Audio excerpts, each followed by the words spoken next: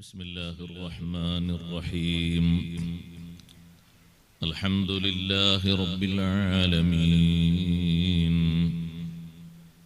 نحمده ونستعينه ونؤمن به ونتوكل عليه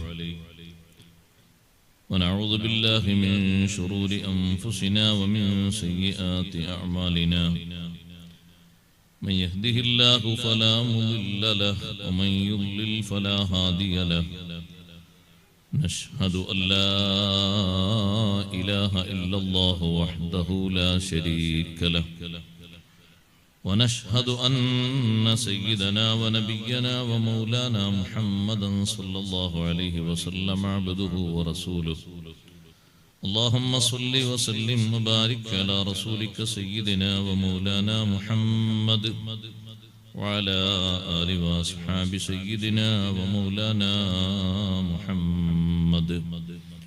وعلى جميع الأنبياء والمرسلين وآلهم وصحبهم والتابعين لهم بإحسان إلى يوم الدين أما بعد أعوذ بالله من الشيطان الرجيم بسم الله الرحمن الرحيم يا أيها الناس اتقوا ربكم إن زلزلة الساعة شيء عظيم يوم ترونها تذهل كل مرضعة عما أرضعت وتضع كل ذات حمل حملها وترى الناس سكارى وما هم بسكارى ولكن عذاب الله شديد صدق الله العلي العظيم صدق وصدق وبلغ رسوله النبي الكريم ونحن على ما قال ربنا من الشاهدين الشاكرين والحمد لله رب العالمين.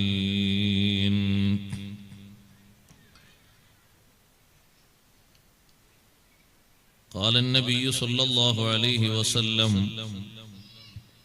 يكون في آخر الزمان أقوام إخوان العلانية أعداء السريرة.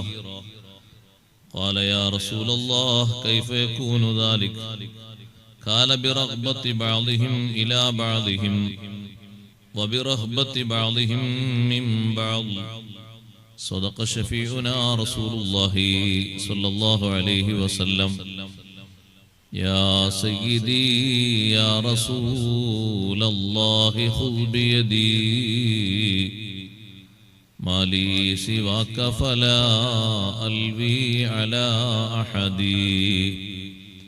يا من تفجرت الأنهار نابعة من إصبعيه فروا الجيش ذا العدد يا من يقوم مقام الحمد منفردا للواحد الفرد لم يولد ولم يلد إني إذا سامني ضيم يربعني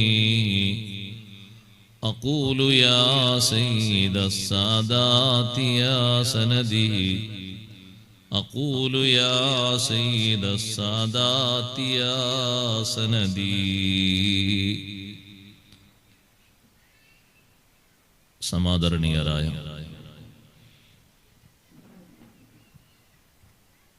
ഉസ്താദുമാരെ, രക്ഷിതാക്കളെ, മാന്യ സഹോദരങ്ങളെ, സഹോദരിമാരെ, സുഹൃത്തുക്കളെ, അൽഹംദുലില്ലാഹ് നമ്മുടെ ഈ മഹത്തായ പള്ളിയിൽ വെച്ച് നടന്നു വരുന്ന സ്വലാത്ത് മജ്ലിസിന്റെ വാർഷികത്തോടനുബന്ധിച്ചുള്ള പരിപാടിയിലാണ് നാം ഒത്തുകൂടിയിരിക്കുന്നത്. നാളെ ബഹുമാന്യരായ സയ്യിദ് അവറുകളുടെ നേതൃത്വത്തിൽ സ്വലാത്ത് വാർഷിക മജ്ലിസ് നടക്കും.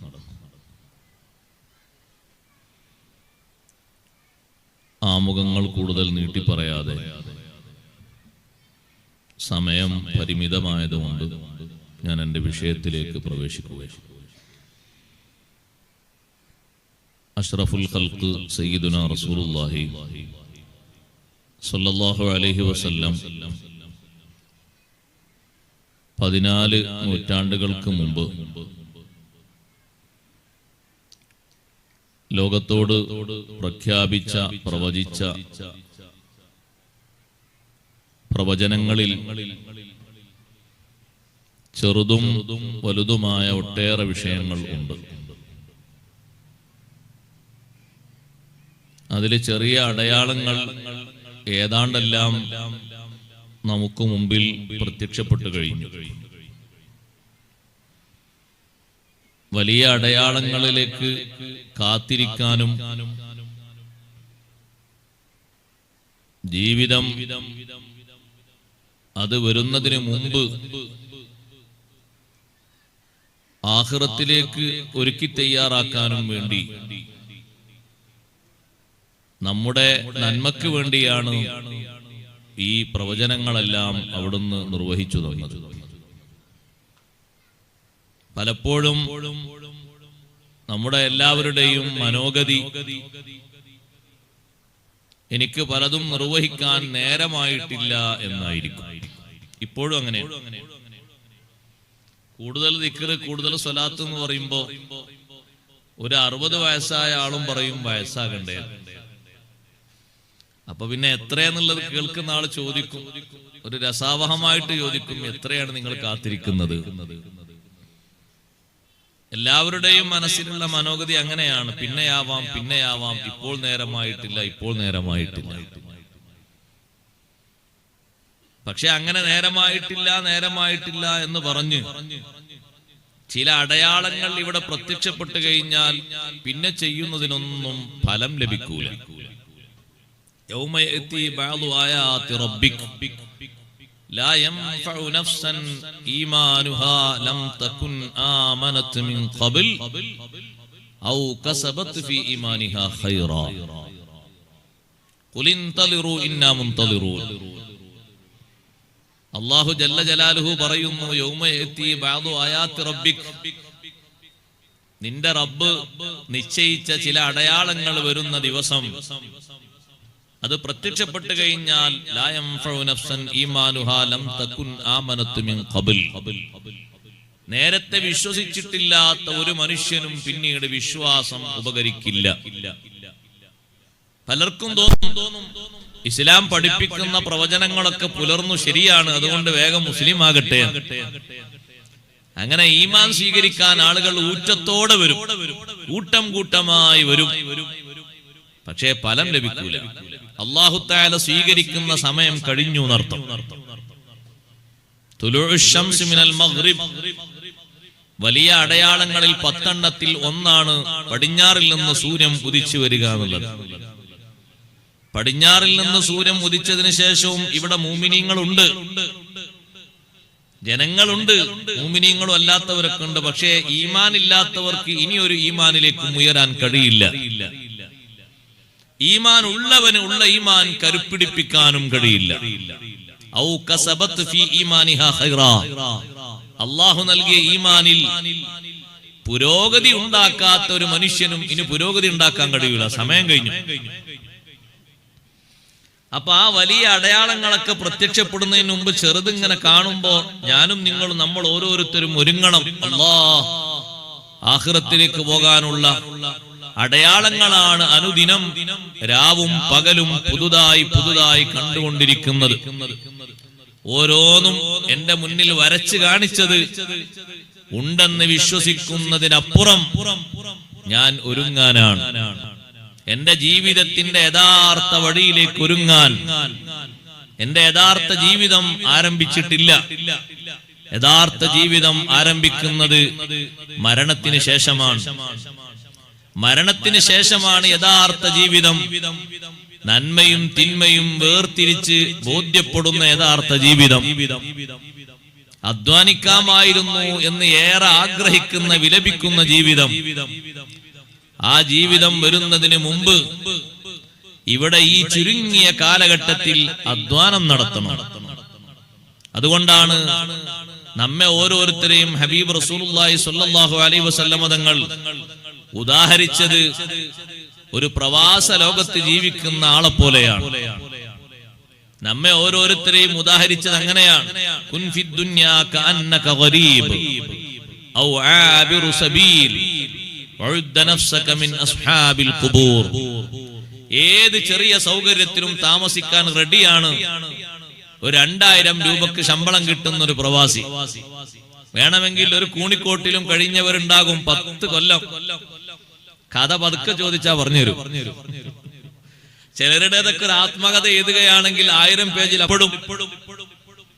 ഒരു റൂമിൽ എത്ര ആളാ? ഈ സ്റ്റേജിന്റെ വലുപ്പമുള്ള ഒരു റൂമിൽ 20 ആളാ. 5 കട്ടിൽ ഒരു ഭാഗത്ത്, ഒരു ഭാഗത്ത് 5 കട്ടില്, 4-5 എണ്ണം കൂടിയ 20 ആള്. നമ്മുടെ ട്രെയിനിൽ പോലും അതിനേക്കാളും സൗകര്യമുണ്ട്. നമ്മൾ പോയി നോക്കിയാൽ കാണുന്ന അനുഭവമാണ്. ഈ ദുനിയാവിൽ മനുഷ്യ കുൻ ഫിദ് ദുനിയാ കഅന്നക ഗരീബ്, എന്തും സഹിച്ച് ത്യജിച്ച് നല്ല ഒരു ജീവിതം നാട്ടിൽ വെച്ചു പിടിപ്പിക്കണം എന്ന് ആഗ്രഹിക്കുന്ന ഒരു പ്രവാസി സഹിക്കും പോലെ പരലോകത്തിന് വേണ്ടി നീ സഹിക്കണം. ദുനിയാവിൽ നമ്മൾ ഓരോരുത്തരും വിദേശികളാണ്, പ്രവാസികളാണ് എന്ന് പറഞ്ഞാൽ അതിന് 2 തലമുണ്ട്. ഒന്ന്, അധ്വാനത്തിൽ പ്രവാസി സഹിക്കും പോലെ സഹിക്കണം. മറ്റൊന്ന്, ഒരു ടൈമും കളയാതെ ഓവർ ടൈമായിട്ട് 4 മണിക്കൂർ ഏറെ കിട്ടുകയാണെങ്കിൽ അതുകൂടി എന്തെങ്കിലുമൊക്കെ ചെറിയ ബിസിനസ്. നാട്ടിക്ക് വന്ന ഒരു പക്ഷേ 8 മണിക്കൂർ, പകലൊരു 4 മണിക്കൂറും രാത്രി 8 മണിക്കൂറൊക്കെ ഒരു വിശ്രമം ഉണ്ടാകും. പക്ഷെ അവിടെ ആകെ വിശ്രമം രാത്രിയിലെ 4 മണിക്കൂറിൽ ചുരുക്കി ബാക്കി 20 മണിക്കൂറും ഹലാലായ മാർഗത്തിൽ അധ്വാനിക്കുന്നതിന്, കഷ്ടപ്പെടുന്നതിന് വേണ്ടി ചെലവഴിക്കുക. ശരിക്കും യഥാർത്ഥത്തിൽ കഫീലിന്റെ കീഴിലുള്ള ഒരു ജോലി ഒരു 8-9 മണിക്കൂർ കൊണ്ട് തീർന്നു. പിന്നെയും നല്ലൊരു ജോലി കിട്ടുമെങ്കിൽ എടുത്തോളൂ എന്നൊരു പെർമിറ്റ് കിട്ടിയപ്പോ അന്വേഷിച്ച് അതും പിടിച്ചു, അതിലേക്കും പോയി. ഒരു ടൈം വിശ്രമിക്കാനല്ല, ഭക്ഷണം കഴിക്കുന്ന ഒരു 10-15 മിനിറ്റ് ഉണ്ടാകും, നിസ്കരിക്കാൻ വേറൊരു 10 മിനിറ്റും, ബാക്കി ഫുൾ ടൈം. അതുപോലെ അധ്വാനിക്കണം ആഖിറത്തിന് വേണ്ടി. അതാണ് പറഞ്ഞത് കുൻ ഫിദ് ദുനിയാ കഅന്നക ഗരീബ്. വിദേശി ഒരുങ്ങും പോലെ ഒരുങ്ങണം, തയ്യാറാകണം. വിദേശി സഹിക്കും പോലെ ഈ ദുനിയാവിന്റെ ജീവിതത്തിൽ സഹിക്കണം. ഔ ആബിറു സബീൽ, ഒരു യാത്രക്കാരൻ യാത്രയിൽ എത്ര പ്രതിസന്ധി സഹിക്കും. പ്രതിസന്ധി തരണം ചെയ്യാതെ യാത്ര ചെയ്യാൻ കഴിയില്ല. വിമാനയാത്രയാണെങ്കിലും ശരി, ഫുൾ ടൈം മുക്കയ്യഫായ രീതിയിൽ ഒരു റൂമിൽ വിശ്രമിക്കുന്ന രീതിയിലുള്ള യാത്രയാണെങ്കിലും ശരി, പലതും തരണം ചെയ്യേണ്ടി വരും. അതൊക്കെ സഹിച്ച് ജീവിക്കും പോലെ നീ ആഖിറത്തിന് വേണ്ടി ഈ ലോകത്ത് സഹിക്കണം. ഇവിടെ നീ അങ്ങനൊക്കെ സഹിച്ച് തരണം ചെയ്താൽ പിന്നെ കിട്ടും സുഖജീവിതം. അല്ലാഹു നൽകുമാറാകട്ടെ. വഉദ്ദ നഫ്സക മിൻ അസ്ഹാബിൽ ഖുബൂർ, എപ്പോഴും നിന്റെ ശരീരത്തോട് നീ ഒരു ഓർമ്മ കൊടുക്കണം. ഖബറാളിയാണ് ഞാൻ, ഖബറാളിയാണ്, ഖബറിൽ കിടക്കേണ്ടവനാണ്, മണ്ണിൽ പോയി കിടക്കേണ്ട ശരീരമാണ്. നിന്റെ ശരീരത്തെ നീ എണ്ണുന്നത് അങ്ങനെയായിരിക്കും. ഇപ്പോൾ ഞാൻ കിടക്കുന്നത് മെത്തയിലാണെങ്കിലും എനിക്ക് മെത്തക്ക് പകരം വരാനിരിക്കുന്നത് മണ്ണറയാണ്. ആ മണ്ണറയിൽ സുഖജീവിതം വേണമല്ലോ അല്ലാഹ്. ദുനിയാവിൽ ഏതൊരു സുഖം നിന്റെ മുന്നിലേക്ക് വരുമ്പോഴും നിന്റെ ശരീരത്തോട് നീ ബോധ്യം കൊടുക്കേണ്ടത്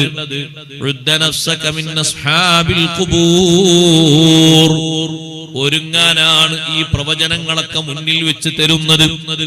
സഹോദരങ്ങളെ, നമ്മൾ കണ്ണിറയെ ഒരുപാട് പ്രവചനങ്ങൾ കണ്ടു കഴിഞ്ഞു. അഷ്റഫുൽ ഖൽഖ് സയ്യിദുനാ റസൂലുള്ളാഹി സ്വല്ലല്ലാഹു അലൈഹി വസല്ലം തങ്ങൾ പറഞ്ഞത് മുഴുവനും ഒരൊറ്റ കാര്യം ഇല്ലാതെ ഈ ദുനിയാവിൽ സംഭവിക്കുമോ? സംഭവിക്കും. ഇത് സംഭവിച്ചിട്ടല്ലാതെ ഖിയാമത്ത് നാൾ നടക്കില്ല എന്ന് തങ്ങൾ പറഞ്ഞിട്ടുണ്ടോ? അത് നടന്നേ ഉണ്ടാകൂ. അത് സംഭവിച്ച സംഭവിച്ചേ ഉണ്ടാകൂ. നമ്മുടെ കൺമുന്നിൽ നേർക്ക് നേരെ പച്ചയായി യാഥാർത്ഥ്യങ്ങൾ കാണുമ്പോ മുത്തു റസൂൽ സ്വല്ലല്ലാഹു അലൈഹി വസല്ലം തങ്ങളുടെ ഓരോ വാക്കുകളും കൂടുതൽ കൂടുതൽ മനസ്സിന്റെ ആഴിയിൽ തറപ്പിക്കാനും ഉറപ്പിക്കാനും വിശ്വാസരംഗത്ത് കൂടുതൽ ആർജവത്തോടെ മുന്നോട്ട് നീങ്ങാനും അത് ഒരു വഴി, ഒരു മാർഗമാകണം. ഇന്നലെ കാണാത്ത ഒന്ന് ഇന്ന് കാണുന്നു, ഇന്നലെ അനുഭവിക്കാത്ത ഒന്ന് നമ്മൾ ഇന്ന് അനുഭവിക്കുന്നു. ഹബീബ് സല്ലല്ലാഹു അലൈഹി വസല്ലം തങ്ങൾ പഠിപ്പിച്ച പ്രവചനങ്ങൾ എത്രയാണ് പുലരുന്നത് നോക്ക് നിങ്ങൾ. ഈ കാലഘട്ടത്തിൽ നേർക്കുനേരെ നമ്മുടെ മുന്നിൽ പച്ചയായി പച്ച യാഥാർത്ഥ്യം പോലെ നമ്മൾ കാണുന്നത്. ഒരു വിശാലമായ ഹദീസിൽ 15 ലക്ഷണങ്ങൾ നബി സല്ലല്ലാഹു അലൈഹി വസല്ലം എണ്ണി പറഞ്ഞു.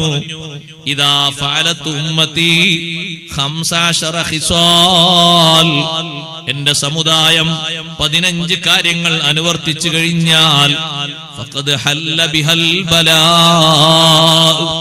എന്റെ ഉമ്മത്തിന് കടുത്ത പരീക്ഷണം സംജാതമാകും. വലിയ വലിയ പരീക്ഷണങ്ങൾ വരും. 15 ലക്ഷണങ്ങൾ എണ്ണി പറഞ്ഞിടത്ത് തങ്ങൾ ആദ്യമായി എണ്ണി പറഞ്ഞു ഇദത്തുഖിദൽ ഫൈഉദിവലാ, ഇദത്തുഖിദൽ ഫൈഉദിവലാ, പൊതുസ്വത്ത് സ്വന്തം സ്വത്ത് പോലെ കൈകാര്യം ചെയ്യപ്പെടുന്ന സന്ദർഭം വന്നാൽ, പൊതുസ്വത്താണ്, അതൊരു വ്യക്തിയുടെ സ്വത്തല്ല, പൊതുസ്വത്താണ്. പൊതുസ്വത്ത് പൊതുവായ മാർഗങ്ങൾക്കേ വിനിയോഗിക്കാവൂ, സ്വന്തം മാർഗങ്ങൾക്ക് ഉപയോഗിക്കരുത്. ദിനേന വാർത്താ മാധ്യമങ്ങളിലൂടെ നമ്മൾ കേൾക്കുന്ന വാർത്ത എത്രയാണ്. ഒരു മാസം ആയിട്ടില്ല സഹോദരങ്ങളെ, പൊതുവായിട്ട് ജനങ്ങളിലേക്ക് കൊടുക്കേണ്ട പെൻഷൻ പണം, അതിന്റെ ഒരു ചെറിയ വിഷയം ഇപ്പോഴും അവിടെ കിടക്കുന്നുണ്ട്. എത്ര കോടിയാ, എത്ര കോടിയാണ് അപഹരിച്ചത്? പൊതുമേഖലയിലേക്ക് കൊടുക്കാനുള്ളതാണത്. എത്ര കോടിയാ സഹോദരങ്ങളെ വെട്ടിമാറ്റിയത്? ഇദത്തുഖിദൽ ഫൈഉദിവലാ, പാവങ്ങൾക്ക് കൊടുക്കാനുള്ളത്, അഗതികൾക്ക് കൊടുക്കാനുള്ളത്, ആ മാർഗത്തിലേക്ക് നീക്കിവെച്ചത് സ്വന്തം കിട്ടാനുള്ള സ്വത്ത് പോലെ ഉപയോഗപ്പെടുത്തുന്ന സന്ദർഭം വന്നാൽ, അഥവാ വലിയ വലിയ സ്ഥാനമാനത്തിരിക്കുന്നവരും വലിയ വലിയ പ്രമുഖന്മാരും സാധുക്കൾക്കുള്ള വിഹിതങ്ങൾ സ്വന്തം സ്വത്തുപോലെ കീശയിലാക്കിയിട്ട് കൈമാറ്റം ചെയ്ത് ഉപയോഗിക്കപ്പെടുന്ന സന്ദർഭം വന്നാൽ, ഇനി അത് വരാനുണ്ട് എന്ന് വേറെ പറയേണ്ട വന്നു. പരസ്യമായി പലതും കണ്ടു കഴിഞ്ഞു. വാർത്താ മീഡിയകളിൽ ഇത്ര ആളുകൾ ഇത്രത്തോളം അപഹരിച്ചിട്ടുണ്ട് എന്നുള്ള കണക്ക് വന്നു. ഒരു മേഖലയിൽ മാത്രമല്ല പല മേഖലയിലും ഉണ്ട്. ഒരു മേഖലയിൽ മാത്രമല്ല പല മേഖലയിലും അങ്ങനെയുണ്ട്. പൊതുവായിട്ടുള്ളതല്ലേ സഹോദരങ്ങളെ വഖഫ് സ്വത്ത്? പൊതുവല്ലേ? വഖഫ് സ്വത്ത് പൊതുവല്ലേ? എത്ര സ്ഥലങ്ങളിൽ അന്യാധീനപ്പെട്ടുപോയി. പൊതുവായിട്ട് ഉപയോഗിക്കപ്പെടേണ്ട മാർഗങ്ങളിലേക്ക് വെച്ചത് സ്വന്തമായിട്ട് പലരുടെയും പേരിലതാ അത് രജിസ്റ്റർ ചെയ്ത് സ്വന്തം നിലക്ക് ജീവിത വ്യവഹാരങ്ങൾ നടത്തിക്കൊണ്ടിരിക്കുന്നു.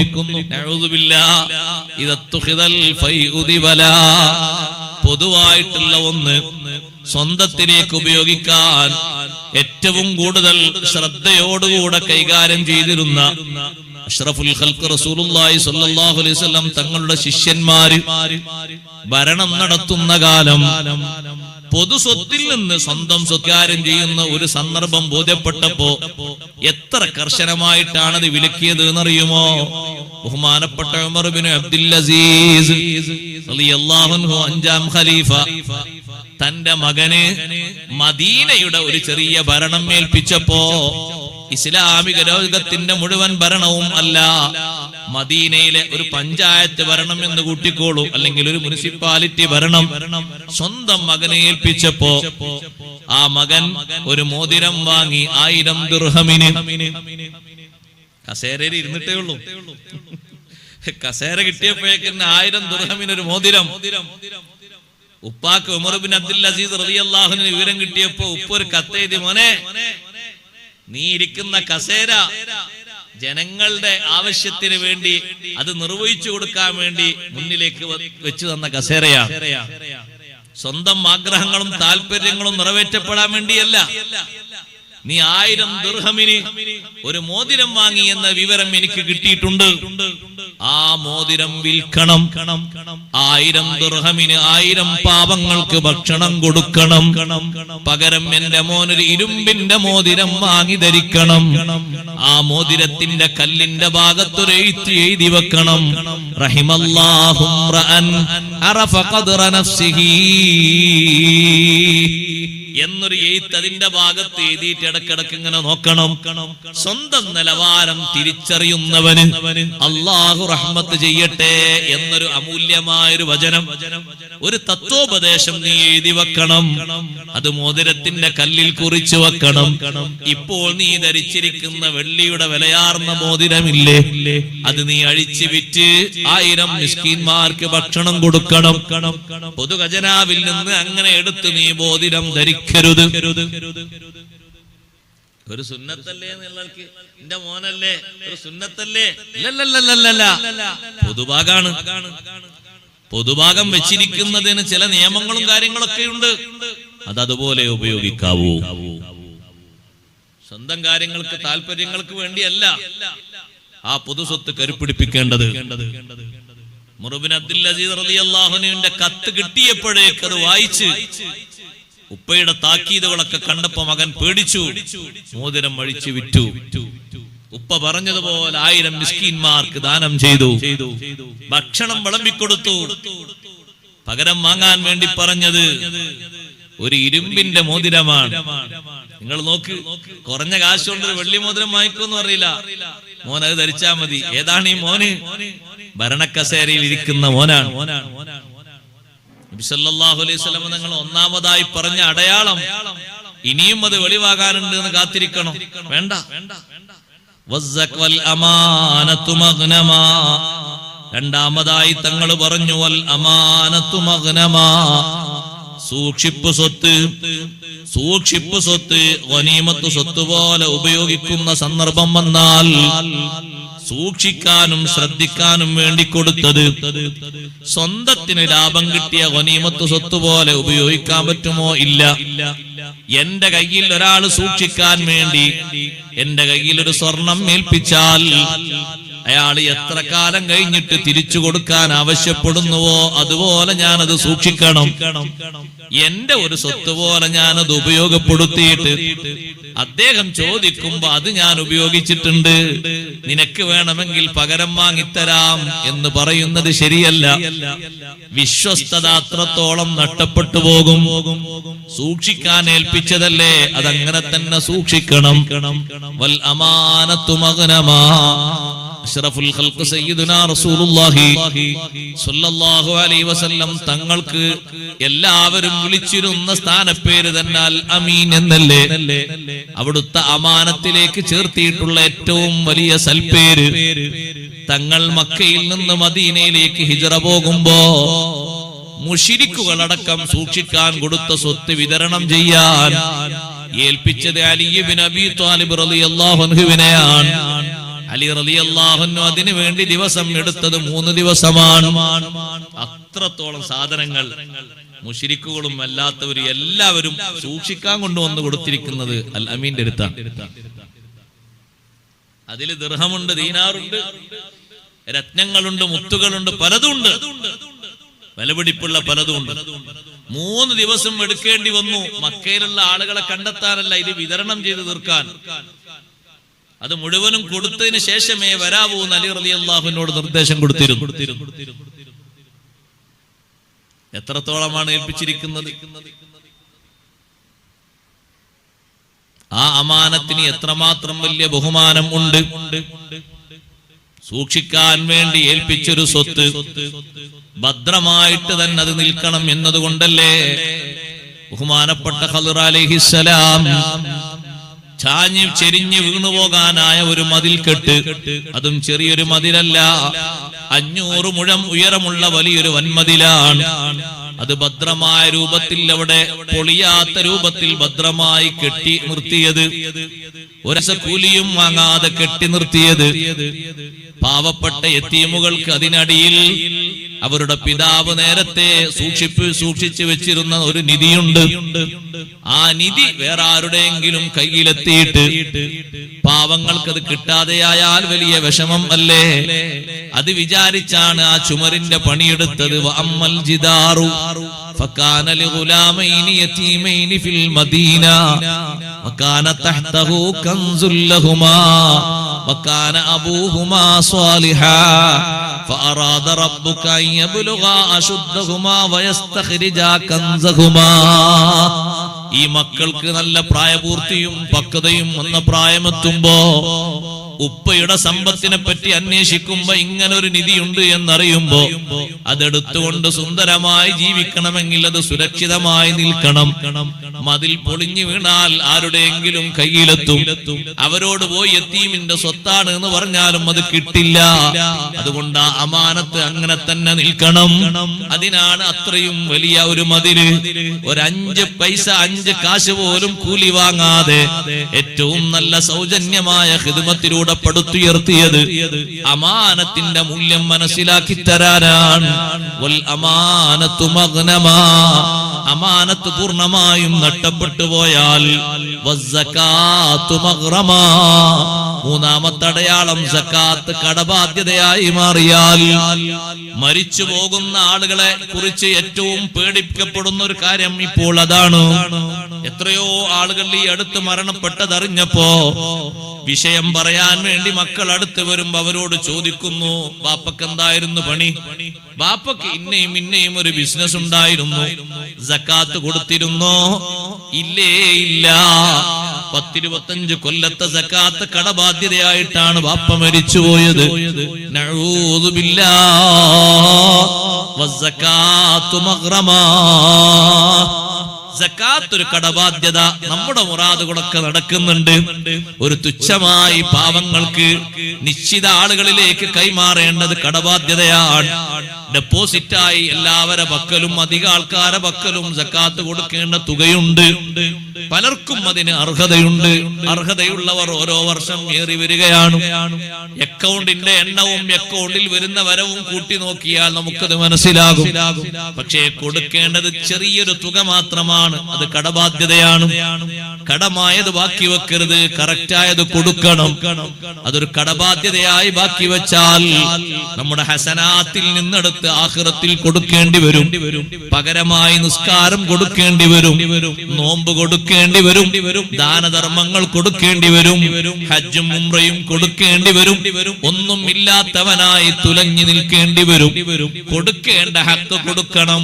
അത് അർഹരിലേക്കുള്ളതാണ്. അത് കൊടുത്തു കഴിഞ്ഞാൽ അള്ളാഹു നേട്ടമാണ് തരുക. ഒരു നിലക്കും അതിനൊരു കുറവും അള്ളാഹു വരുത്തൂല. സക്കാത്ത് കൊടുക്കുന്നവർക്ക് എത്രയാണ് അള്ളാഹു വർദ്ധിപ്പിക്കുന്നത്? അള്ളാഹു നിശ്ചയിച്ച അത്രയും വർധനവ് അള്ളാഹു കൊടുക്കും. സക്കാത്ത് കൊടുക്കുന്നവരുടെ സ്വത്തും സമ്പാദ്യം കുറയൂല. അത് ഓരോ വർഷവും ഇങ്ങനെ വർധനവ് കിട്ടിക്കൊണ്ടിരിക്കും. ആ നിശ്ചിത ആ അളവ് അത് ആ അർഹരായ ആളുകളിലേക്ക് കൊടുത്തുകളെ ഓരോ വർഷവും. ഒരു വർഷം മടി തോന്നിയാൽ രണ്ടാമത്തെ വർഷം അങ്ങനെ ആവും. പിന്നെ കെട്ടിക്കണക്കിന് കുറെ അങ്ങോട്ടായാൽ ലാസ്റ്റ് ഒന്നായിട്ട് കൊടുക്കാന്ന് പറയും. ലാസ്റ്റ് എന്ന് പറഞ്ഞാൽ എപ്പോഴായിരിക്കും? മരിച്ച സമയത്തിന് ശേഷമുള്ള. മരിക്കുമ്പോ പിന്നെ അത് മക്കളിലേക്കും മറ്റും വരുമ്പോ അവരെങ്ങാനും സ്വത്തിനും കാര്യത്തിനും കൂടുതൽ ആവശ്യമുള്ളവരായാൽ ബാപ്പക്ക് ബാപ്പന്റെ ഹയാത്ത് കാലത്ത് കൊടുത്തുകൂടായിരുന്നില്ലേ? ഇൽമും തഖ്വയും ഇഖ്ലാസും അറിവൊക്കെ ഉണ്ടായിരുന്നല്ലോ, മൂപ്പരെന്തേ കൊടുക്കാതിരുന്നത്? ഇപ്പൊ അമ്മക്കുള്ള സ്വത്തല്ലേ, ഇനി അമ്മക്കാണ്ട് ഉപയോഗിക്കാന്ന് പറയും. അപ്പൊ കഴിഞ്ഞു. അപ്പോഴും അത് കടാണ്. അത്രയും ഇഖ്ലാസുള്ള ആൾക്കാർ മക്കളൊക്കെ ഉണ്ടെങ്കിലേ കൊടുക്കുന്നവരുള്ളൂ. ബാക്കിയുള്ള ഒരു അനൗൺസ്മെന്റ് വരും. ഈ മരിച്ച ആൾക്ക് എന്തെങ്കിലും കടബാധ്യത ഉണ്ടെങ്കിൽ അവിടെ പിന്നെ ഇന്ന ആൾക്കാരുണ്ട്. ഞാൻ ആരും പേര് പറയില്ല, കാരണം പേരുള്ള ഒരു ബുദ്ധിമുട്ടാണ്. ഇന്ന ആൾക്കാരുണ്ടാവും, അവരൊക്കെ ബന്ധപ്പെട്ടിട്ട് വീട്ടാന്ന് ഉസ്താദിനോട് അങ്ങനെ മസൂലിയത്ത് ഏൽപ്പിക്കും. അപ്പൊ ഉസ്താദ് അത് പറയും. ഓല് ഏൽപ്പിച്ച ഉസ്താദ് പറയണേ, ഉസ്താദിന്റെ വകയിൽ പറയില്ല. അങ്ങനെ മക്കളൊക്കെ ഒന്നിങ്ങനെ ഏൽപ്പിച്ചു ഉസ്താദെ അത് പറഞ്ഞാൽ ഇങ്ങനെ ഉള്ളതുണ്ട് ചോദിക്കാൻ ഉസ്താദ് പറയും. ബാപ്പാക്ക് ഒരു അവകാശം അവിടെ ബാക്കി ഉണ്ടായിട്ട് അതങ്ങനെ തന്നെ കടായി നിന്നു. മക്കളിലേക്ക് വന്നപ്പോ മക്കള് ചിന്തിച്ചു, ബാപ്പാക്കാണ് കൊടുത്തുടങ്ങിയില്ലേ, എന്തേ കൊടുക്കാതെ? നമുക്ക് എന്തെല്ലാം പണി പദ്ധതി ഉണ്ട്, അതിനെന്നെ തികയില്ല, ഇനി ഇന്നും കൊടുക്കാം എന്നാവില്ല, അത് പിന്നെ കൊടുക്കാന്ന് പറയും. അങ്ങനെ നേർക്കുനേരെ അനുഭവം പലരിൽ നിന്നും ഉണ്ടായത് കൊണ്ടാണ് ഞാൻ പറയുന്നത്. ആരെയും കണ്ടിട്ട് ബാക്കി വെക്കരുത്. നമുക്ക് കൊടുക്കാനുള്ള സക്കാത്ത് നമ്മൾ തന്നെ കൊടുക്കും. ഒരു വർഷം നിങ്ങളിൽ ഒരാളെ കയ്യിൽ 1,00,000 രൂപ, ഞാൻ ചെറിയൊരു കണക്കാ പറയട്ടോ, 1 ലക്ഷം 2 ലക്ഷം 3 ലക്ഷം എന്നുള്ളൊരു വർഷം വരിക, ഞാൻ അതിന്റെ കണക്കിപ്പോ പറയുന്നില്ല. 1,00,000 രൂപ ഒരാളെ കയ്യിൽ വന്നാൽ ചെറിയ ഒരു സംഖ്യയിലേക്ക് കൊടുക്കേണ്ടി ഉള്ള ഒരു 2.5%, 2,500 എന്ന് പറഞ്ഞാൽ 1,00,000 ചേർത്തി നോക്കുമ്പോ എത്ര ചെറുതാ. ഒരു 2,500 നമ്മൾ ഇങ്ങനെ ചുറ്റി പിടിച്ച് വിഷ്കണം. നമ്മളെ ഹക്കല്ലാഞ്ഞിട്ട് നമ്മൾ എന്തിനാത് വിഷ്കണ്? അത് നമ്മളെ കയ്യിൽ ഒരു കൊല്ലം അങ്ങനെ നിൽക്കലോടെ നമ്മളെ ഹക്കല്ല, അത് ആരാന്റെതാണ്. ഫക്കീർ, മിസ്കീൻ, കടക്കാരൻ അങ്ങനെ പറയുന്ന ആ വകുപ്പിൽപ്പെട്ട ആളുകൾക്കുള്ളതാണ്.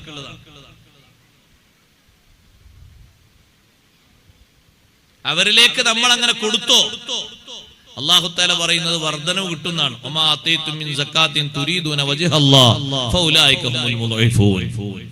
ഇരട്ടി ഇരട്ടി ഇരട്ടി ഇരട്ടി അല്ലാഹു തആല ഉദ്ദേശിച്ച അത്രയും ഇരട്ടി അല്ലാഹു തആല തരും. ഒരു കുറവുണ്ടാവും. പക്ഷെ ആ മേഖല അധികവും കടാണ്. അല്ലെ ചില ടൗണുകളിലൊക്കെ നോക്കുകയാണെങ്കിൽ ഒരു ബിസിനസ്സിൽ തന്നെ ഒരു വർഷം ഒരു ബിസിനസ് തുടങ്ങിയിട്ട് ആ വർഷം ബിസിനസ് വർഷം അവസാനിക്കുമ്പോൾ ഒരു കൊല്ലമാകുമ്പോ അവിടെ ഡെപ്പോസിറ്റ് ഉള്ള വിൽപ്പനാ വസ്തുക്കള് മൊത്തം ഇങ്ങനെ കൂട്ടി നോക്കുമ്പോ ഒരു 25 ലക്ഷം, ചെറുതാ പറയണ്ട വലുതല്ല, 25 ലക്ഷം. വലിയ വലിയ മാർക്കറ്റുകളും വലിയ വലുതൊക്കെ ആണെങ്കിൽ കോടിയിലേക്ക് അങ്ങനെ പോകണം. അതൊക്കെ അവിടെ ബാക്കിയുണ്ട്. അതിന്റെ 2% കൊടുക്കുകയാണെങ്കിൽ അവരാ ഉദ്ദേശിച്ച ആളുകളിലേക്ക് അതിന്റെ വകുപ്പനുസരിച്ച് നീക്കുകയാണെങ്കിൽ എത്ര കണ്ട് ദാരിദ്ര്യ നിർമ്മാർജ്ജനത്തിന് കഴിയും, സാധു സംരക്ഷണത്തിന് കഴിയും, കടക്കാരുടെ കണ്ണീരൊപ്പാൻ കഴിയും, എത്ര കഴിയും. അങ്ങനെ കൂട്ടി നോക്കുമ്പോ ഒരു ടൗണിലുള്ള ഒരു 10-25 ആള് തന്നെ കൊടുക്കുകയാണെങ്കിൽ, അവരവരെ ബന്ധപ്പെട്ട സ്ഥലങ്ങൾ കൊടുക്കുകയാണെങ്കിൽ എത്രയോ ആളുകളെ കണ്ണീരൊപ്പാൻ കഴിയും. അതൊരു സാമൂഹ്യ സേവനം കൂടിയാണ്, ഒരു ബാധ്യതയും കൂടിയാണ്. പക്ഷെ അത് കടമായി കിടക്കുകയാണ്.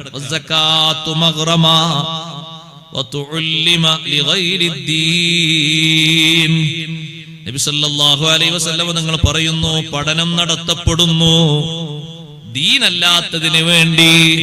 ദീനിന് വേണ്ടി പഠനം നടത്തണം. ദീനല്ലാത്തതിന് വേണ്ടിയാണ് പഠനം നടത്തുന്നത്. എന്തിനു വേണ്ടിയാണ്? സ്ഥാനം കിട്ടാൻ ഒരു പഠനം, സമ്പത്ത് കിട്ടാൻ വേണ്ടി ഒരു പഠനം. ദീനിന് വേണ്ടിയാകണം പഠിക്കേണ്ടത്. ഏത് പഠനം നീ പഠിക്കുകയാണെങ്കിലും ദീനിന് അതുകൊണ്ട് ഉപകാരമുണ്ടാകണം. നമ്മുടെ ദീന് നിലനിൽക്കാൻ ആ പഠനം സഹായകമാകണം. മറ്റുള്ളവർക്ക് പകർന്നു കൊടുക്കാനും സ്വന്തം ജീവിതത്തിൽ പകർത്തിയിട്ട് നമുക്ക് മുന്നോട്ട് പോകാനും നമ്മളെ കുടുംബങ്ങളിലേക്ക്, താവഴികളിലേക്ക് പകർന്നു കൊടുക്കാനും ഉപകാരപ്രദമായ പഠനം നടത്തപ്പെടണം. പക്ഷേ പഠിപ്പിക്കപ്പെടുന്നത് അധികവും ഈ രൂപത്തിലാണ്. സുബ്ഹാനല്ലാഹ്, അള്ളാഹുവിന്റെ ദീനിന് വേണ്ടിയാകണം പഠനം നടത്തപ്പെടേണ്ടത്. മറ്റു മേഖലകളിലേക്ക് അത് തിരിയുന്നു.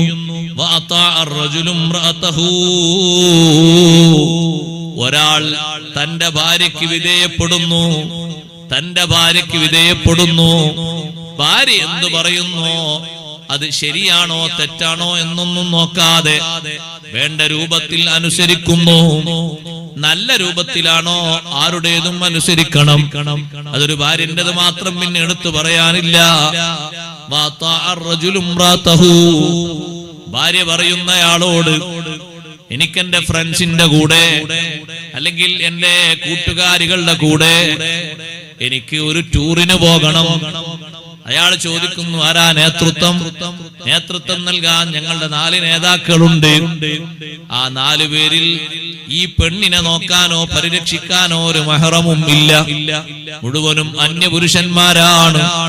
അന്യപുരുഷന്മാരോടൊപ്പം ആർമാദിച്ചുകൊണ്ട്, ഉല്ലസിച്ചുകൊണ്ട്, ആർഭാടം നടത്തിക്കൊണ്ട്, ഇഷ്ടം പോലെ സമ്പത്തും ചെലവഴിച്ച് പോകാൻ 10,000 25,000 രൂപ ഒരുക്കി കൊടുക്കുന്നു. ഈ പോകുന്നത് തുടക്കം മുതൽ ഒടുക്കം വരെ അല്ലാഹു അനുവദിച്ച മാർഗത്തിലാണോ? അല്ല. ഈ യാത്രയുടെ പേരെന്താണ്? ഹലാലായ യാത്രയാണെങ്കിൽ അതിന് കൂലിയുണ്ട്. ജമ്മും ഖസ്റുമാക്കൽ അനുവദനീയമാണ്, സുന്നത്താണ്. ദൂരം പിന്നെയും കൂടുതലാണെങ്കിൽ ചിലപ്പോൾ അത് ഉത്തമമായി തന്നെ വരും. പക്ഷെ അതിനൊന്നും പറ്റാത്ത യാത്രയാണ്. പറ്റാത്ത യാത്ര പോകുമ്പോ എത്ര പേരാണിപ്പോൾ മരിച്ചൊടുങ്ങുന്നത്? എത്ര ആളുകളാണ് മരിച്ചൊടുങ്ങുന്നത്? ഏതാണ് അവരുടെ ജീവിതത്തിലെ അവസാനം? ആരും സമ്മതിക്കാതെ ഇറങ്ങിപ്പോയത്, അള്ളാഹു പൊരുത്തപ്പെടാത്ത മാർഗത്തിലേക്ക് ഭർത്താവ് യാത്രയാക്കിയത്. ഭർത്താവിനോട് ഭാര്യ പറയുന്നു, നിങ്ങൾ പറയും പോലെ ഇസ്ലാമിക വേഷം ധരിച്ചുകൊണ്ട് നിങ്ങളോടൊപ്പം ജീവിക്കാൻ എനിക്ക് കഴിയില്ല. എനിക്ക് സ്വന്തമായി ജീവിക്കാൻ എനിക്ക് ഇഷ്ടം പോലെ സമ്പത്തുണ്ട്. ഞാനിങ്ങനെ ഹാഫ് കൈയുള്ള ഡ്രസ്സ് ധരിക്കും, അതുപോലെ തന്നെ ഒരു ഷാളും ധരിക്കും, പിന്നെയോ ഒരു ബനിയൻ ഡ്രസ്സ് ധരിക്കും, ഒരു ടൈറ്റ് വിറ്റ് പാന്റും ധരിക്കും. ഇങ്ങനെയൊക്കെ എനിക്ക് മോഡലായി വരാൻ കഴിയൂ. ഭർത്താവ് പറയുന്നു, അങ്ങനെയാണെങ്കിൽ അങ്ങനെ. നിന്റെ സമ്പത്തിന്റെ ചതിയിൽ ഞാൻ പെട്ടുപോയി. പഠിപ്പിച്ച് നന്നാക്കാനാണ്, എങ്ങനെ വളർത്താനാണ്. കുറച്ച് കഴിയുമ്പോ തിരിച്ചവര് പറയൂലേ, ഉമ്മ അങ്ങനെയല്ലേ, ബാപ്പ ഇങ്ങനെയല്ലേ എന്ന് മക്കള് പറയൂലേ. സഹോദരങ്ങളെ, ഭാര്യ ഭർത്താവിന് വഴിപ്പെടുന്നതും ഭർത്താവ് ഭാര്യക്ക് വഴിപ്പെടുന്നതും രണ്ടും അള്ളാഹു അനുവദിച്ച മാർഗത്തിലേ പറ്റിയാണോ അല്ലേ എന്ന് വിലയിരുത്താതെ, ശരിയല്ല എന്ന് ബോധ്യപ്പെട്ടാലും സ്വന്തക്കാരിയല്ലേ എന്ന നിലക്ക് അത് പറ്റുമോ? അത് പറ്റില്ല. പറ്റാത്തത് പറ്റൂല എന്ന് തുറന്നു പറയണ്ടേ? പറയണം. അതാരോടും പറയണം. ഒരു മടിയും അതിന് കാണിക്കരുത്. അതിനാണ് ദീനീയ. സുബ്ഹാനല്ലാഹ്, ഭർത്താവ് മാറിക്കൊടുക്കേണ്ടി വരികയാണ് പലപ്പോഴും. പക്ഷേ അത് ഖിയാമത്ത് നാളിന്റെ ഒരു അടയാളമായി കണ്ടിട്ട് മാറി മറിഞ്ഞ് ചിന്തിക്കുകയാണ് വേണ്ടത്. എന്തേ ഭർത്താവ് അങ്ങനെ മാറിപ്പോകാൻ കാരണം? ഭർത്താവ് എന്തിനാണ് അങ്ങനെ വഴിപ്പെടുന്നത്? ഭർത്താവിനെ വാണിംഗ് നടത്തുകയാണ്. നിങ്ങൾ അങ്ങനെ അനുസരിച്ചില്ലെങ്കിൽ എന്നിൽ നിന്ന് നിങ്ങൾ കൈപ്പറ്റിയത് മുഴുവനും നിങ്ങൾ എന്നിൽ നിന്ന് അപഹരിച്ചെടുത്തു എന്ന് നിങ്ങളെ പേരിൽ ഞാൻ ഒരു കേസ് ഫയൽ ചെയ്യും. പിന്നെ അയാൾ നമ്മൾ അനുസരിച്ചു, പറഞ്ഞതൊക്കെ വിശ്വസിച്ചു, നമ്മൾ കേട്ടോളാം. ഞാൻ അങ്ങാടി പോയി, അല്ലെങ്കിൽ കാസർഗോഡോ അല്ലെങ്കിൽ മംഗലാപുരത്തോ പോയിട്ട് വൈകുന്നേരം ആകുമ്പോ ഞാൻ തിരിച്ചു വരാം. നിങ്ങൾ നിങ്ങളെ ഫ്രണ്ട്സിനോട് സംസാരിച്ച് ഭക്ഷണം കൊടുത്ത് പിരിഞ്ഞോളൂ.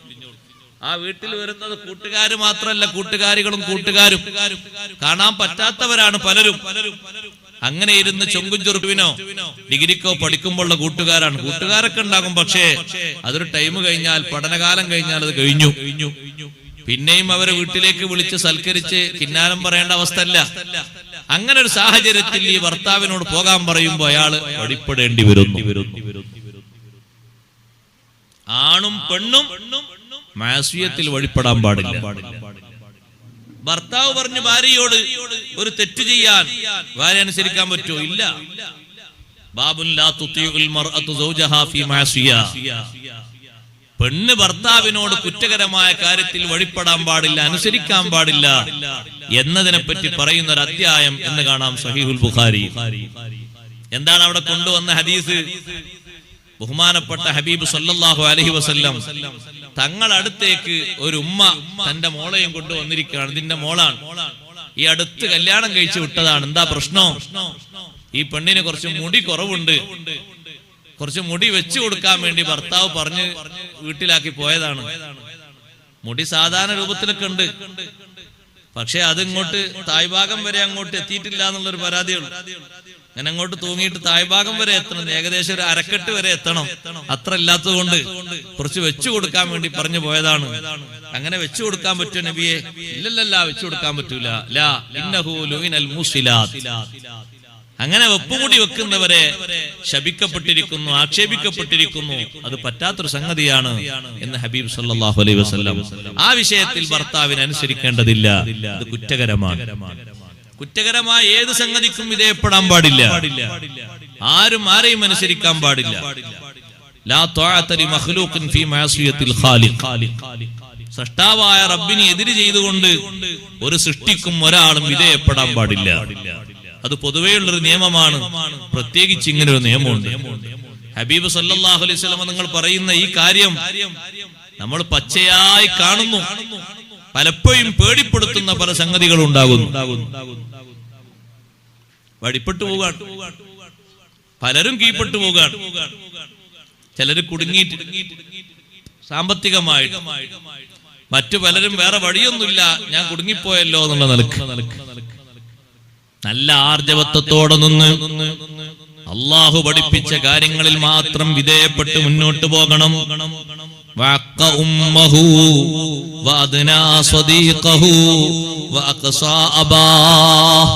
മൂന്ന് അടയാളങ്ങൾ ചേർത്തി വായിച്ചതാണ്. അത് ഒന്നായി പറയാം, ഓരോന്നും പറയാൻ ടൈമില്ല. ഉമ്മാനെ വെറുപ്പിച്ചു, സുഹൃത്തിനെ അടുപ്പിച്ചു, ബാപ്പയെ അകറ്റി നിർത്തി. ഒരു ഭാഗത്ത് ഉമ്മാനെ വെറുപ്പിച്ചു, മറ്റൊരു ഭാഗത്ത് ബാപ്പാനെ അകറ്റി നിർത്തി. അതിന്റെ നടുവിൽ ഫ്രണ്ട്സിനെ, സുഹൃത്തിനെ അടുപ്പിച്ചു. സുഹൃത്തിന്റെ താല്പര്യത്തിന് വേണ്ടിയാണ് ഇത് രണ്ടും നിർവഹിക്കേണ്ടി വന്നത്. ബാപ്പാനെ അകറ്റി നിർത്തിയതും ഉമ്മാനെ വെറുപ്പിച്ചതും സുഹൃത്തിനോടുള്ള സുഹൃത്ത് ബന്ധത്തിന്റെ പേരിലാണ്. അതെ, മദ്യപിക്കാൻ കാശ് നൽകാത്തതിന്റെ പേരിൽ ഉപ്പയെയും ഉപ്പാപ്പയെയും കഴുത്തറുത്തു കൊന്നത് നമ്മൾ പച്ചയായി കണ്ടതാണ്. കാരണം അവനാണ് കൂട്ടുകാരന് അന്ന് വാങ്ങിക്കൊടുക്കേണ്ടത്. അതിനു മുമ്പുള്ള 2-3 യാത്രകളിലും മറ്റുള്ളവർ വാങ്ങിക്കൊടുത്തത് ഇവൻ മോന്തി കുടിച്ചിട്ടുണ്ട്. അന്ന് അവന്റെ ഊഴമാണ്. അവന് കിട്ടേണ്ടിടത്തുനിന്ന് കാശ് കിട്ടാൻ ഉപ്പ വിലങ്ങ് തടിയായപ്പോ, ഉപ്പാപ്പതിന് എതിര് നിന്നപ്പോ അവരെ അങ്ങ് പണി തീർത്തു. പലപ്പോഴും നമ്മൾ കണ്ടതാണ്, കേട്ടതാണ്. പല സംഭവങ്ങളും നമ്മൾ വായിച്ചറിയുകയാണ്. നടുവിൽ പ്രവർത്തിക്കുന്ന സ്വദീഖാണ്, സുഹൃത്താണ് അതിന്റെ കാരണം. അതുകൊണ്ടാണ് ഹബീബ് റസൂലുള്ളാഹി സ്വല്ലല്ലാഹു അലൈഹി വസല്ലം തങ്ങൾ പറഞ്ഞത്, കൂട്ടുകെട്ട് ആരോടുകൂടെയാണ് എന്ന് എപ്പോഴും ശ്രദ്ധിക്കണം. അൽ മർഉ അലാ ദീനി ഖലീലിഹി ഫല്ലൻദുർ അഹദുകും മൻ യുഖാലിൽ. ഒരു മനുഷ്യൻ അവന്റെ സുഹൃത്തിന്റെ മതനിഷ്ഠയുടെ മേലിലാണ്. സുഹൃത്ത് എങ്ങനെയാണോ പ്രവർത്തിക്കുന്നത്, സ്വീകരിക്കുന്നത്, അതേ രൂപഭാവങ്ങൾ അവന്റെ ജീവിതത്തിലേക്കും വരും. പെട്ടെന്ന് അവന്റെ ജീവിതത്തിൽ അത് വഴിയായി മാറും.